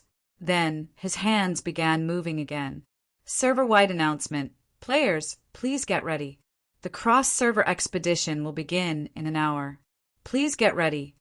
There were a total of 8,689 elements used to form an item. The requirement was that every element must be added in the fused materials, and there was no specific requirement on the amount of usage. Looking at the constantly increasing score, many players who participated in the alchemy trial were shocked at this moment. He immediately immersed himself in the human order again and began to carefully examine this blurry image. Looking at the clansmen being torn apart by the giant black birds, Kong Yi was filled with anger at this moment. However, as he waited, there was still no reply. Instantly increasing his strength was beyond his understanding. At this moment, he was filled with curiosity about the person behind the scenes, and he really wanted to know who he was. Needless to say, action was the best proof. This news should have come within 8 years of his reincarnation. He could not be sure of the specific year, but it also meant that there was still hope for his clansmen to be saved. While the trial channel was noisy, Kong Yi's expression was incomparably solemn. Bro, you might have been an alchemist in your previous life, that's for sure. Too awesome. We are here to take the exam, and you are here to grind points, laughing emoji. We are both humans. Feeling his increasing strength, Kong Yi was horrified. At this moment, a server announcement resounded across all 5 servers. Take Apothecary, for example. The earliest batch of players had long since discovered that there was no end to this field of study. There was too much knowledge to learn, and it had already been perfected into a system. Even the most talented of geniuses wouldn't be able to grasp everything in a few days. Although everything in the trial space was a simulation, Kong, he had only wanted to give it a try. He never thought that he would actually be able to fuse with his own human token. I don't know who you are, but I know that you must be a member of the human race. You've shed blood and sacrificed yourself. You've never betrayed your clansmen, even when they left their homeland and went to the outer realms. Now that they're in trouble, you're not even willing to help them? At the end of the image, a star chart appeared. The power that he had not felt for a long time made him roar into the sky. His childlike body grew little by little, and he turned into a muscular young man with a bare upper body. At this moment, they were filled with doubts. If it wasn't for the fact that there were no cheats in Battle Royale, they would have suspected that this player named Kong, he was using a cheat. After a brief silence, a voice came from the sky. The combination of elements might be difficult for other players, but for Kong E, it was as easy as eating and drinking. This was just a simulation space. Kong, he would never have thought that the human token that was simulated here could receive a message sent from an unknown number of years ago. P.S. Everything in the trial space is created by soul power. However, all the simulated items will eventually return to Lu Wu as soul power, so he can't bring them out. A smile appeared on Lu Wu's face, and he nodded. Since Kong Yi's soul was incomparably huge, the infusion of a large amount of soul power did not affect him much. At this moment, the trial channel was flooded with messages from countless players. Second place. Yi Yimeng, 324 points, not to mention rescue. He did not even have the ability to tear the dimension and go to the Outland. Game notification. Are you willing to lead this expedition? If you are determined to lead this expedition, you will hide your name and all the player information. You will appear as an NPC. Meanwhile, in the artifact space, little Bailey, who had already built a portal, turned around and nodded at Lu Wu. However, the feeling of helplessness when he saw this made him very upset. His heart was burning with anger, but he had nowhere to vent it. However, Kong, he was not in the mood to listen to her, and he seemed to be in a daze. Yes, the trial of an alchemist was different from that of a decomposer. The materials available for them were all kinds of elements, and their task was to use the elements that were randomly obtained to synthesize an item. Seeing this, Kong Yi's expression suddenly changed.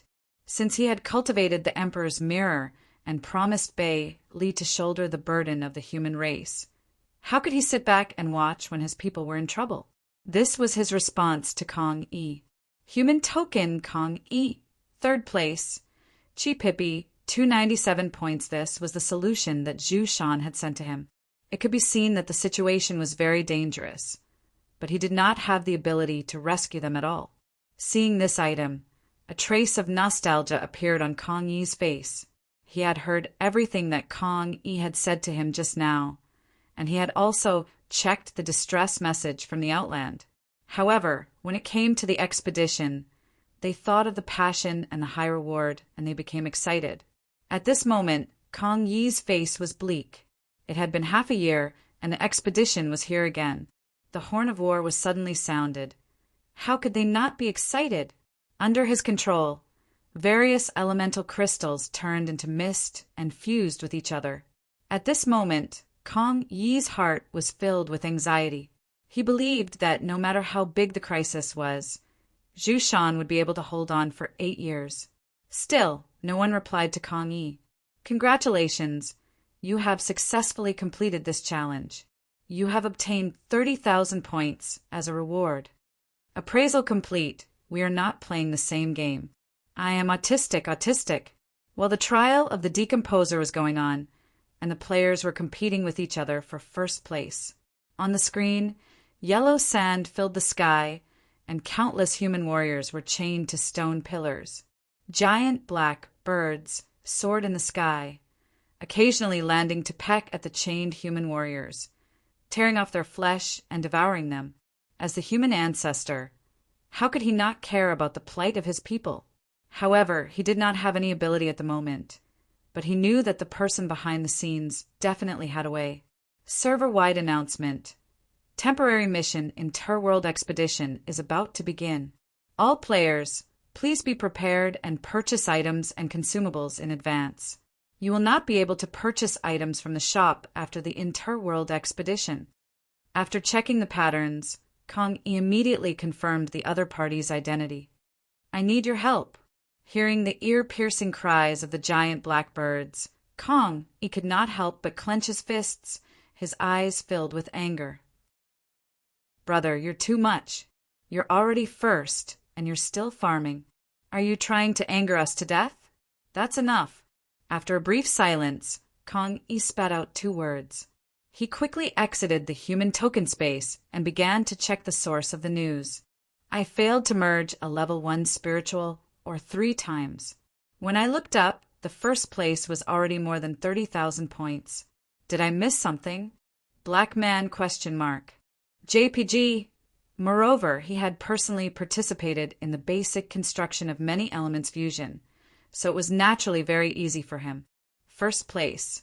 Kong 31,241 points therefore. This player named Kong, he only took 10 days to learn alchemy to such an extent, which was really unbelievable to them. It was a distress signal from the human ancestor, Zhushan. Win token, human ancestor, Zhushan. Every player knew that every life class in the Interworld Expedition was a field of study that required great concentration. It involved a lot of professional knowledge, and it would take a lot of time to become proficient in it. Comparing oneself to others could really make one angry. Thank you. Since he was able to forge such an artifact, Kong firmly believed that he could do it. After that, he asked Bei Li to build the Interworld Tunnel. Although it cost nearly 100 million soul coins, it was all worth it to Lu Wu. However, Kong did not even pay attention to the trial channel. Instead, he reached out his hand to take the completed horn. Brother Kong, how many do you have? Give me one as well. It's the kind where the points keep increasing after it's activated. Funny. The alchemist trial was a different scene. After waiting for a long time, there was no reply from the white blur.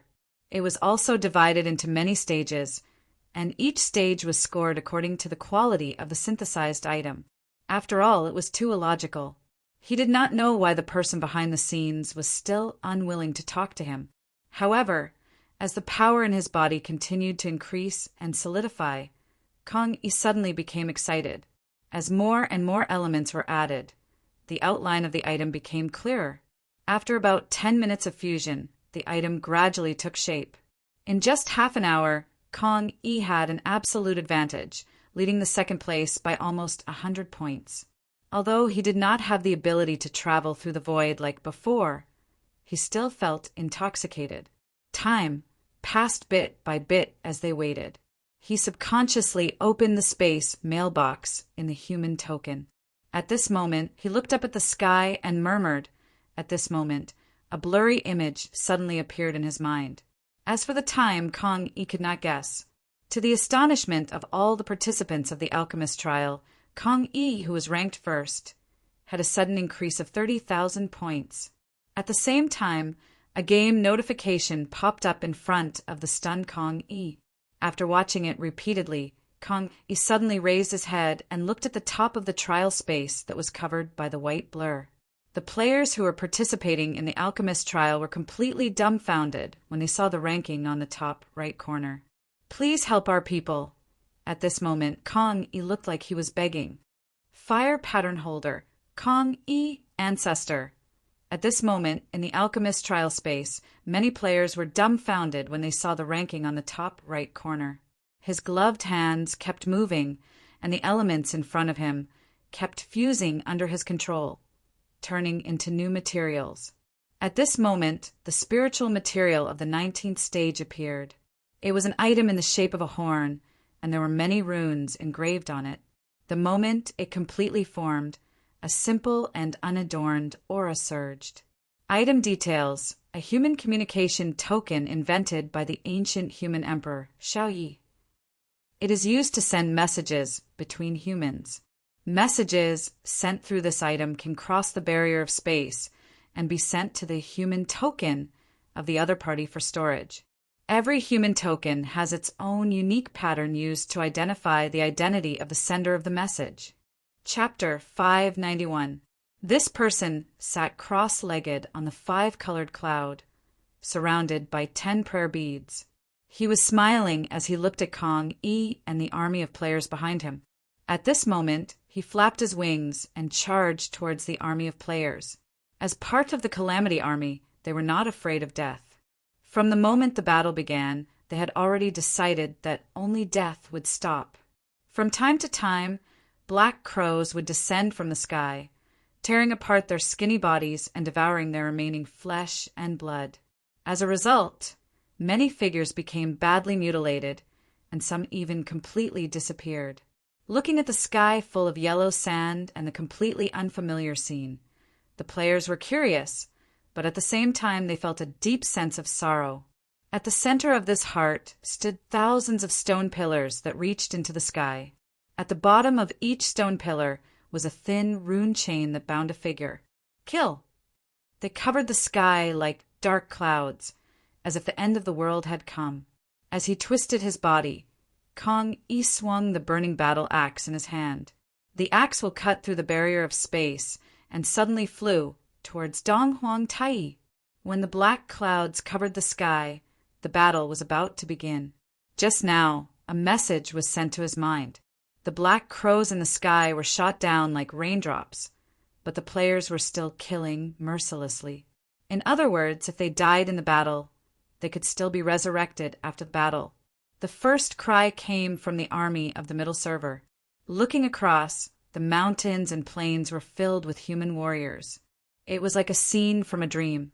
It was a dream about the revival of the human race. Rune gems flashed. The Avicii demon god descended. Green healing energy surrounded the battlefield. Countless figures suddenly rushed forward. After the War of the Three Realms, during the days of escape, they never forgot the humiliation brought by the Heaven Realm, nor did they forget the miserable ending of the human race. This was an incomparably large black crow. From afar, it looked like a mountain. These warriors, whose bodies had long decayed, could not help but let out excited cries. Roar! Especially when they looked at the thousands of stone pillars that reached into the sky. A sense of sorrow came over them. Blood rained down from the sky, nourishing the withered bodies that were chained to the stone pillars. They roared excitedly. How did they vent it? By killing. Victory seemed to have arrived. At the same time, Lu Wu and Lil Bailey, who were watching the battle from behind the scenes, turned pale. The cross-border expedition was about to begin. On the ground, a huge formation was slowly outlined. Amidst the rolling black fog, the undead warriors appeared continuously. As the European server players waved their hands, the skeletal warriors raised their weapons toward the sky. This was a scarlet-red planet. It was not very big, not even 1/20th of Earth size. Looking from the void, there was not a trace of green on the surface of the planet, and it seemed lifeless. At this moment, the players were ready for their first cross-server expedition. The arrival of the players alarmed the countless black crows in the sky. The players had come with the mindset of having fun, but when they saw the bound figures, they were infected by the ancient will in the broken bodies. At this moment, on the planet, sand and dust filled the sky, constantly scouring this desolate world. But at this moment, they knew that the passion of killing their enemies with their own hands and spilling their blood did not belong to them, because they were about to rot and decay. Game notification. It has been added as a battle assistance NPC in this battle campaign.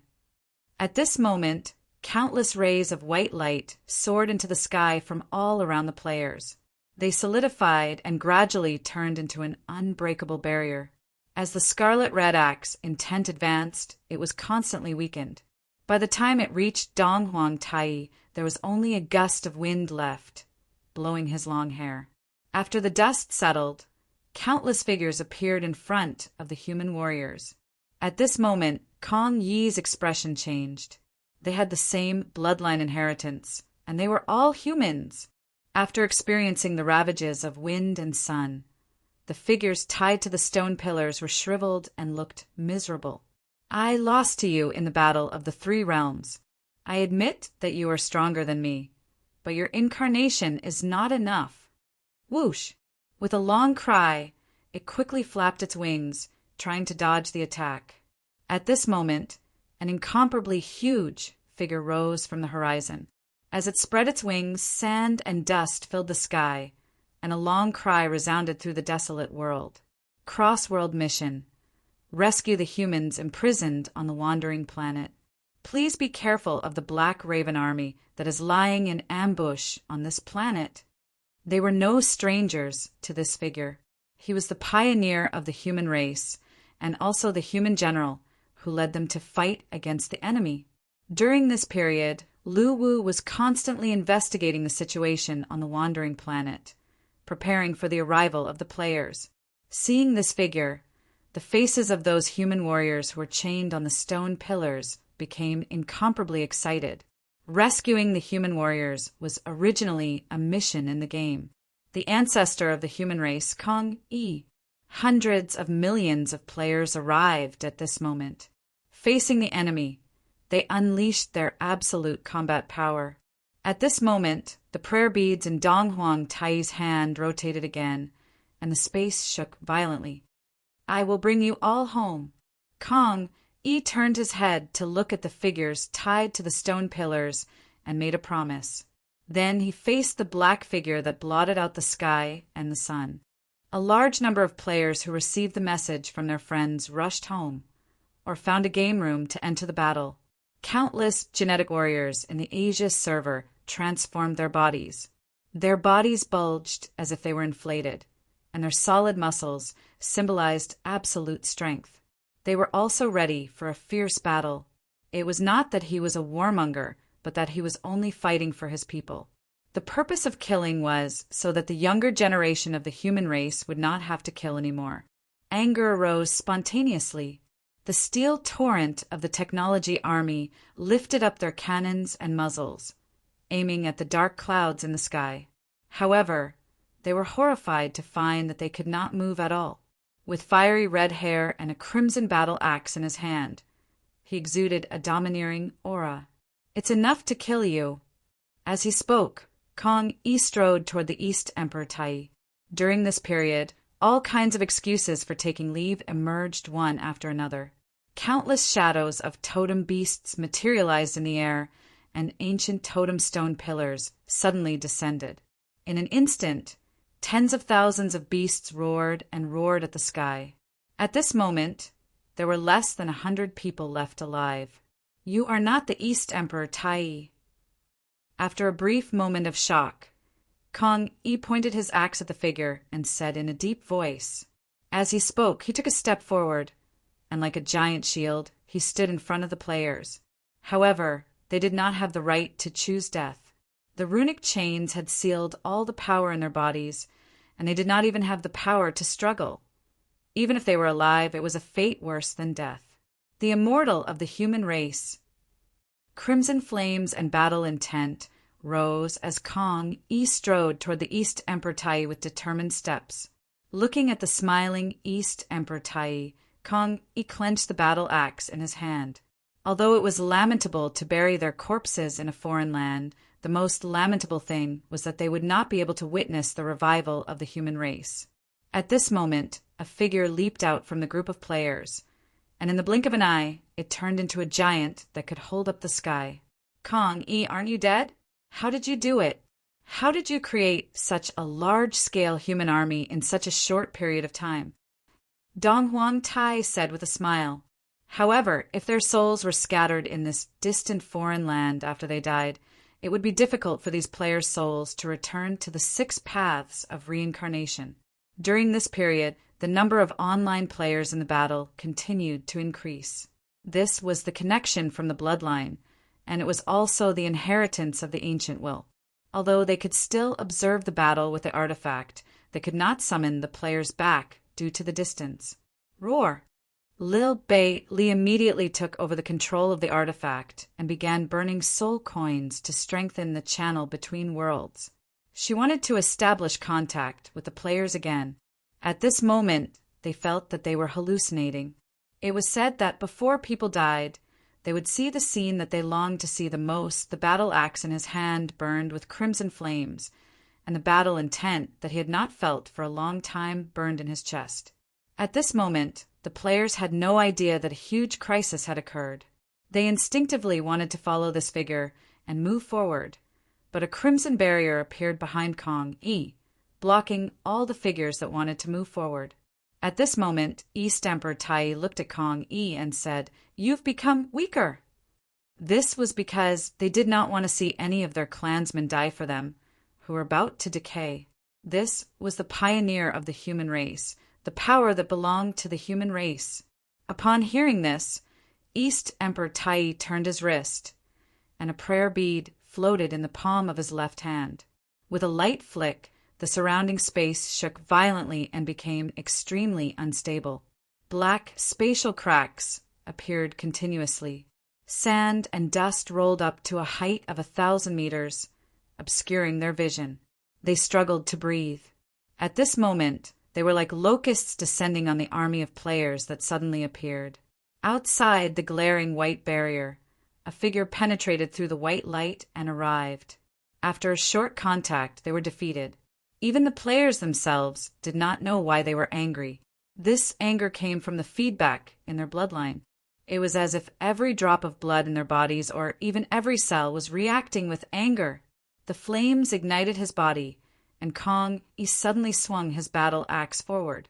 With a swing of the axe, the crimson flames tore through the space and pulled out a black crack. Endless killing, intent locked onto the Crow King. The sudden change caught them off guard. The Crow King, the king of their race, was killed in the first contact. How could they fight against the Calamity army that appeared out of nowhere? They had hoped that their clansmen would come to their rescue. But now they did not want any of their clansmen to come. For some reason, the unyielding will of the figures bound to the stone pillars made the players feel endless rage. With just one swing of the axe, the seemingly invincible Crow King was cut into two. This let him know a piece of bad news.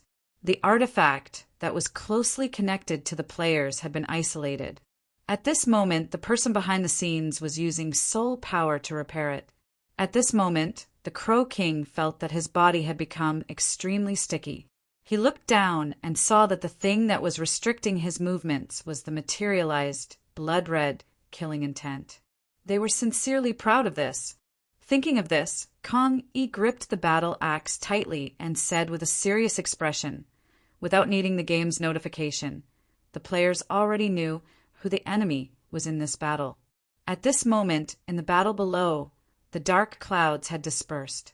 All the black crows were like frightened birds, spreading their wings and floating in the air, not daring to attack again.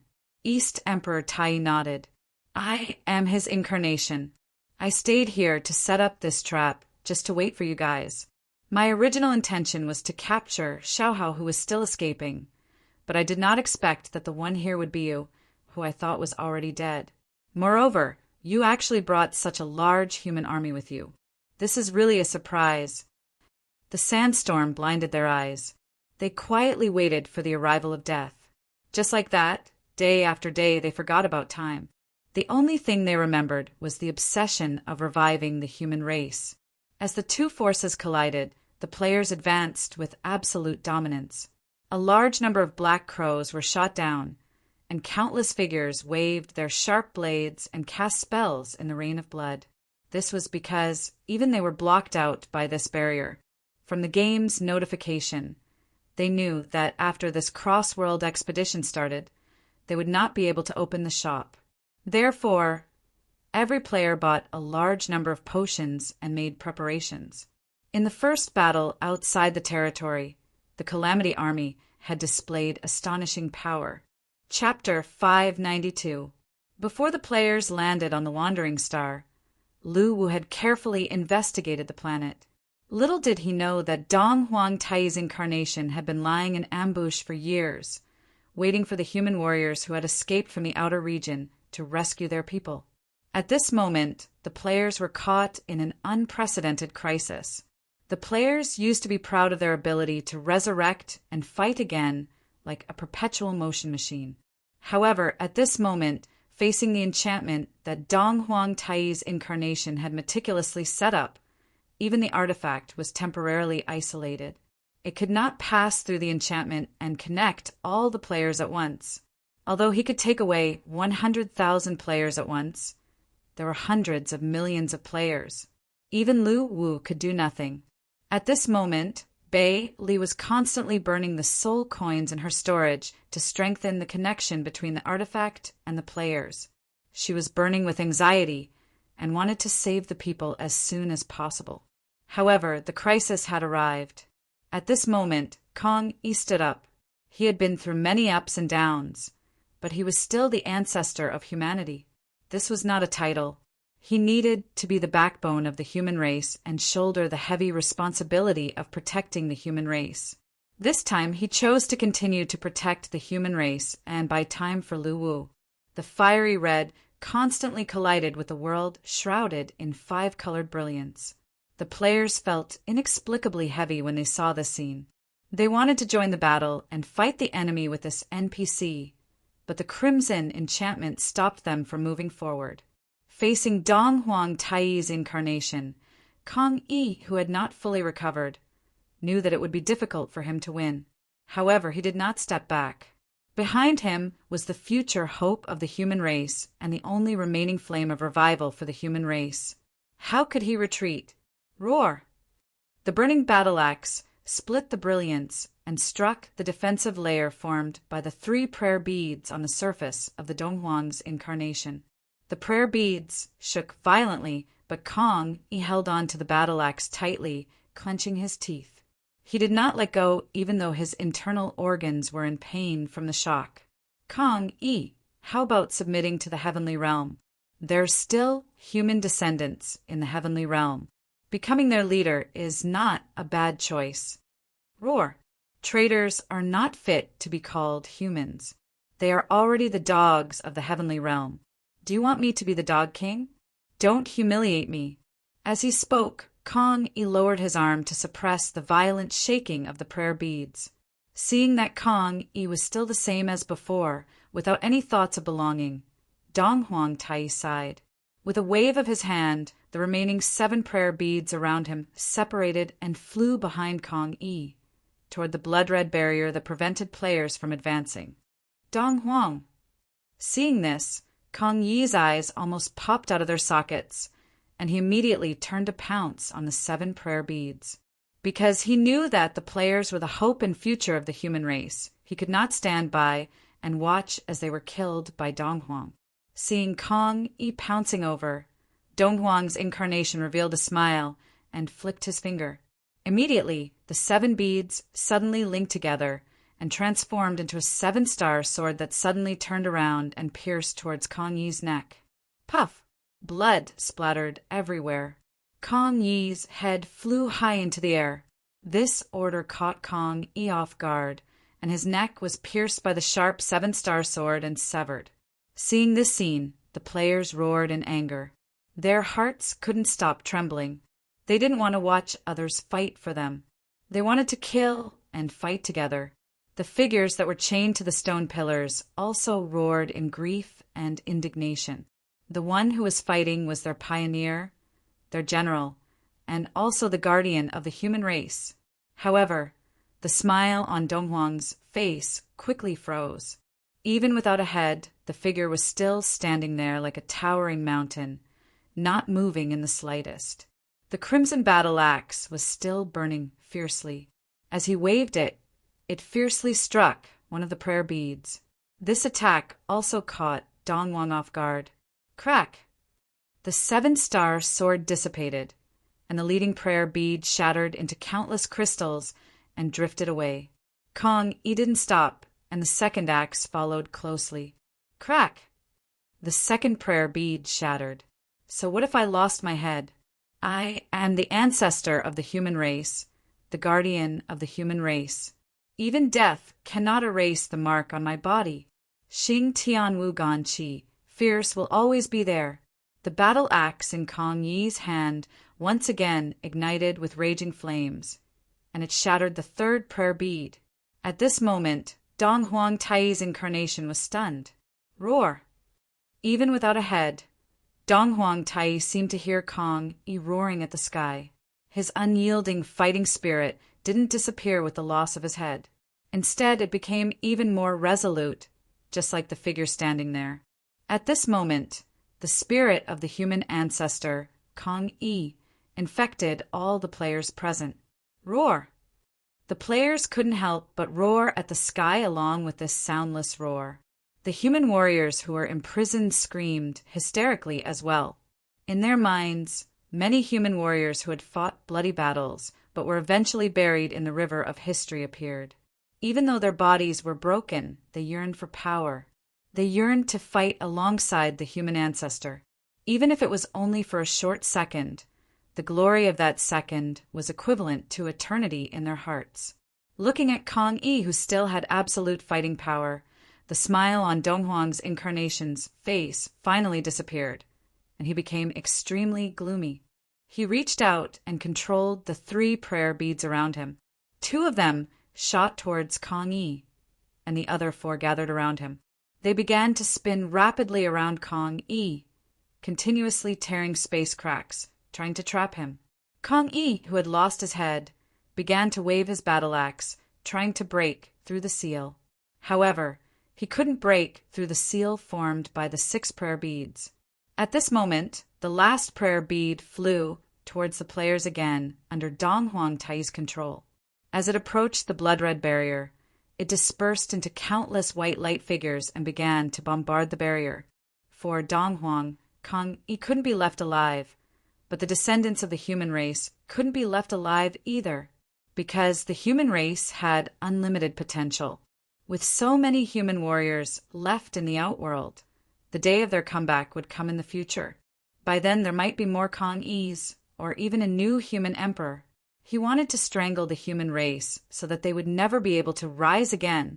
Seeing this, the figures imprisoned on the stone pillars yearned for more power. They were willing to sacrifice their lives to protect these descendants. However, their bodies were already rotten. How could they obtain power?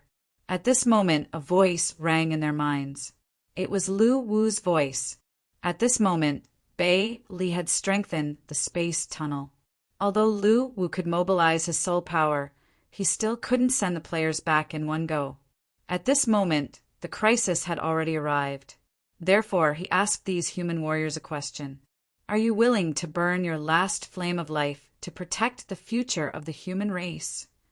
Their answers were unanimous. Fight! A huge amount of soul power was injected into the bodies of these warriors through the tunnel. Although the soul power couldn't take all the players away at once, it ignited the fighting spirit of these ancient warriors. The huge amount of power that filled their bodies gave them the ability to fight again. At this moment, they roared and broke free from the rune chains, pouncing towards the white light figures that broke through the blood-red barrier. This battle wasn't over yet. They didn't have a soul as strong as Kong Yi's. The continuous injection of soul power had pushed their already broken souls to the brink of collapse. However, they were extremely excited because this was what they wanted. At this moment, more than 100 decaying bodies collided with the white light figures in the sky, turning them into specks of starlight, forming a new barrier that blocked the attack of the light figures and repelled them. When the players saw this, they roared and wanted to rush forward. At this moment, the blood-red barrier had been broken, but a new barrier suddenly appeared, blocking the players' way again. This time it was the barrier that was set up by the 100 old soldiers. Why? A player at the front roared angrily at the old soldiers. At this moment, a white-haired old man with a broken body suddenly turned to the players and smiled. He pointed at the player in front of him and said, "Tell me, what's your occupation?"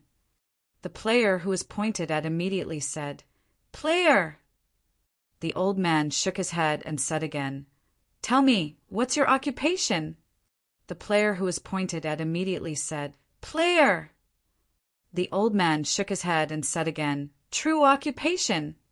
Teacher, for some reason, that player blurted out his occupation in real life. What about you? The old man pointed at another person and asked. Student, what about you? Accountant. The old soldier smiled and shook his head. Then he turned to the front and roared. Old friends, tell the juniors what our occupation is. Roar. Warriors. There were only 100 of them, but they gathered an indomitable fighting spirit that could defeat millions of lions. This was their answer, and also the reason why they didn't let these juniors participate in the battle. Looking at the countless light figures converging in front of them, the ancient human warriors all revealed excited expressions. They condensed spears in their hands and waited for the moment the enemies approached. At this moment, they would be the sturdiest shield for the players at the back, using their lives to form a line of defense.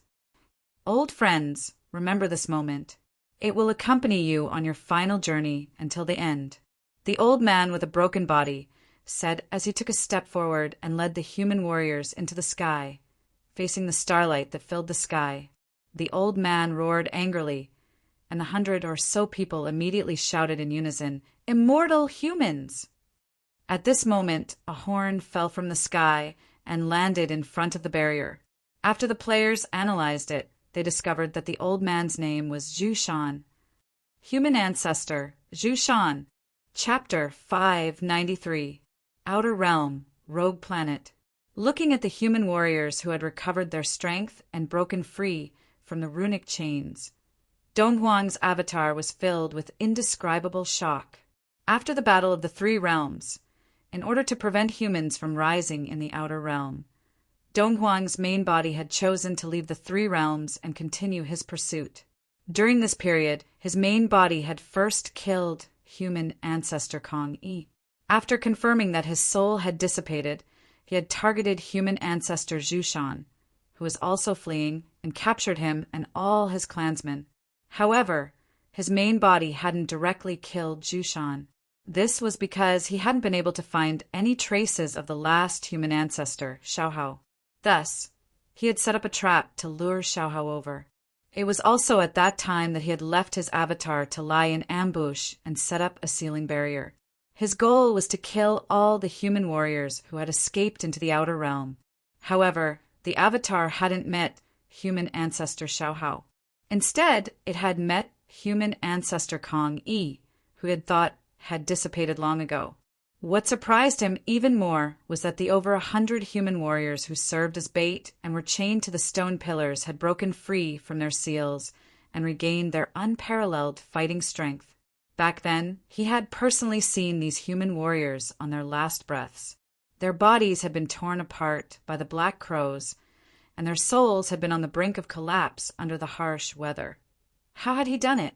He subconsciously turned to look at Kong Yi, who was still brimming with battle intent despite having lost his head. Then he looked at Zhu Shan, who was leading the charge. Zhu Shan's body was so battered that it looked like it would collapse at any moment. Finally, he looked at the players who had been stopped behind the barrier. Dong Huang's avatar's expression gradually turned resolute. He extended his hand and began controlling the light figures formed by the prayer beads to fight Zhu Shan and the others. Humans couldn't be left alive. At that moment, he wanted to break through this line of defense and kill all the future humans. Under the personal control of Dong Huang's avatar, the hundreds of light figures formed by the prayer beads had strength comparable to immortals. They formed a starlight formation, and like the sharpest spears, they charged towards the supposedly decaying warriors. At that moment, the hundreds of spears pointed at the sky, filled with light figures. His face was expressionless, and his messy hair fluttered in the wind. However, his eyes revealed endless battle intent. They formed an unshakable line of defense to protect the human descendants behind them, as well as the future and hope of the human race. As the light figures approached, Zhu Shan roared, "Kill!" The 100 people roared in unison. They lowered their bodies and waved their spears at the same time, their battle intent soaring. In the face of death, they weren't afraid. It was because they saw the future of the human race and, even more so, saw countless juniors with great potential. Right now, they no longer had any regrets. What they needed to do now was to protect the future and preserve this spark that could start a prairie fire in the future. They would never take a step back. This was the promise they made to the countless human descendants behind them. Just as Zhu Shan had said, they were warriors, and dying in battle was the fate of warriors.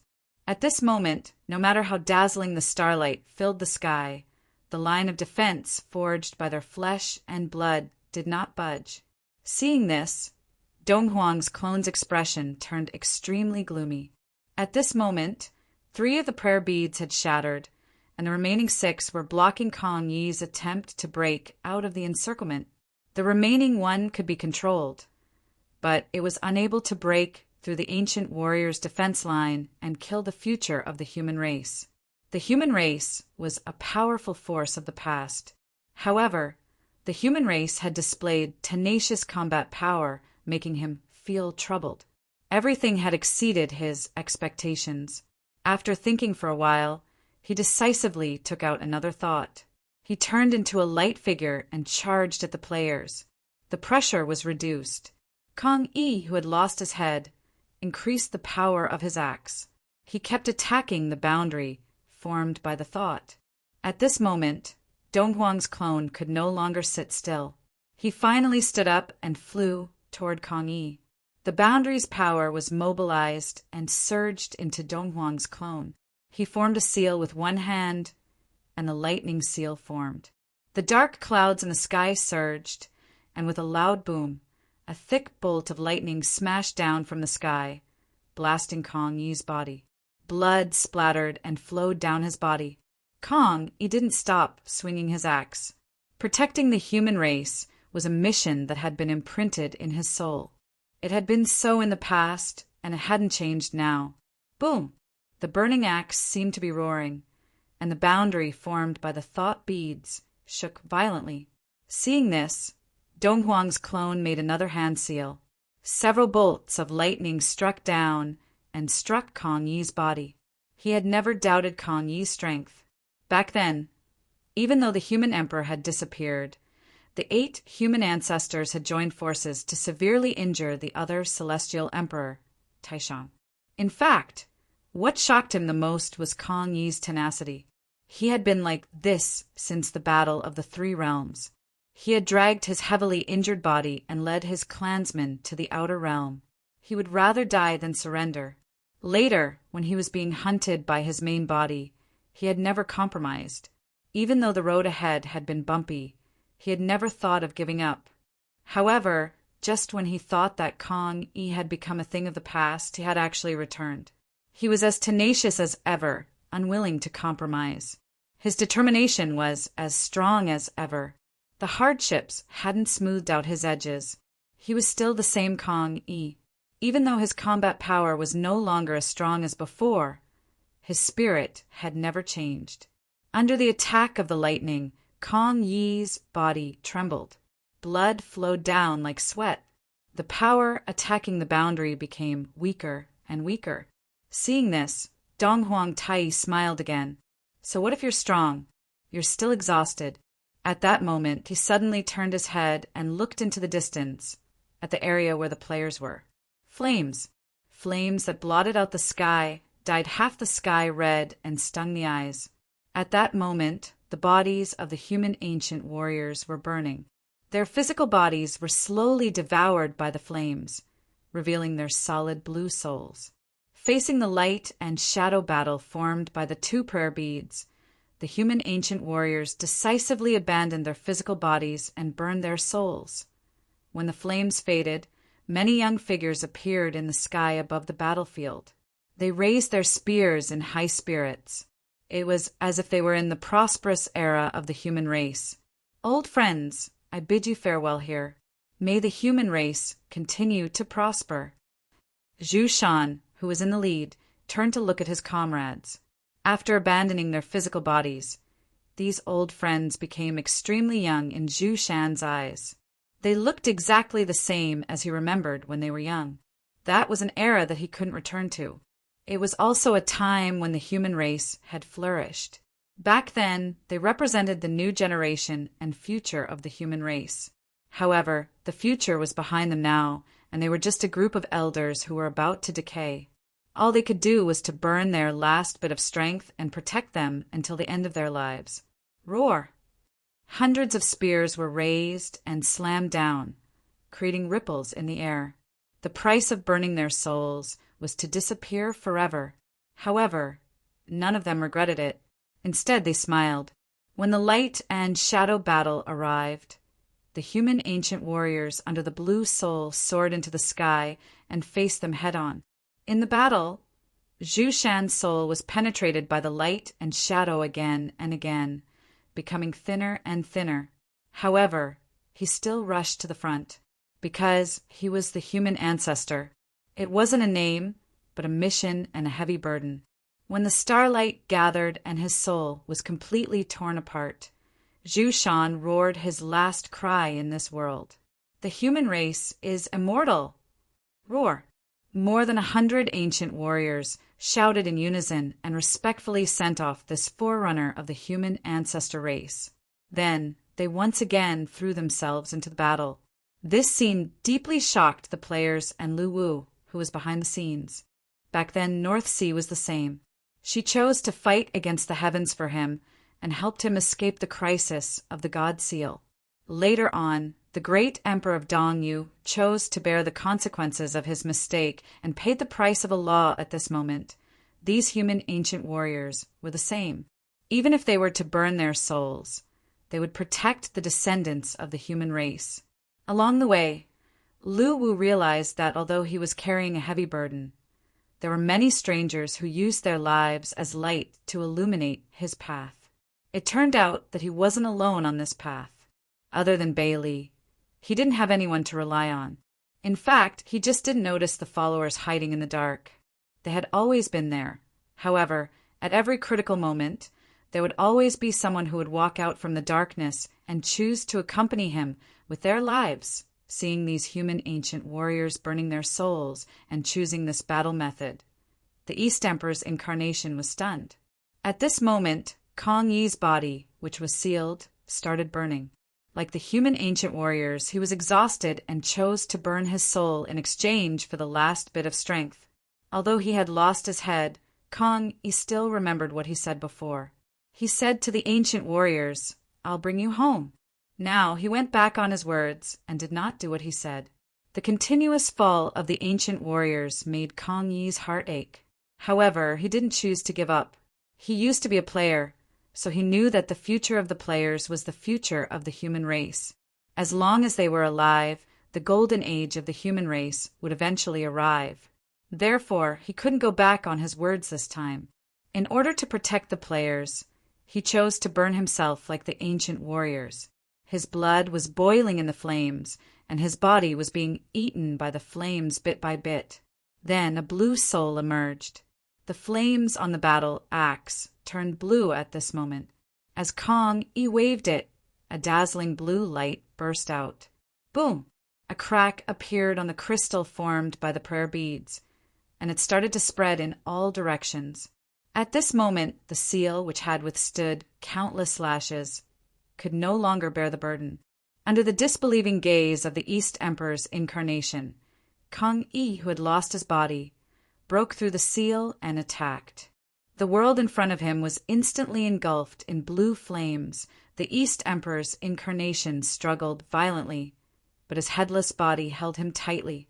With a roar, the blue flames shot up into the sky. The violent explosion shook the earth. At this moment, the outer seal lost control and suddenly shattered. Lu Wu, who was behind the scenes, also sensed the existence of all the players.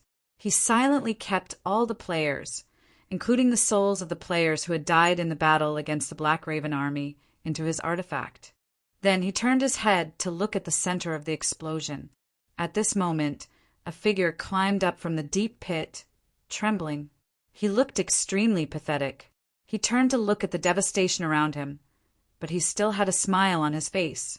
Since Kong, Yi, and the ancient warriors were dead, it was time to kill the younger generation of the human race. Although the process was extremely arduous, he still won in the end.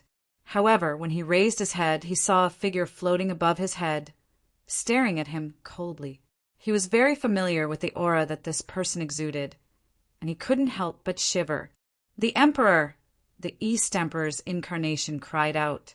This was a completely unfamiliar and young figure.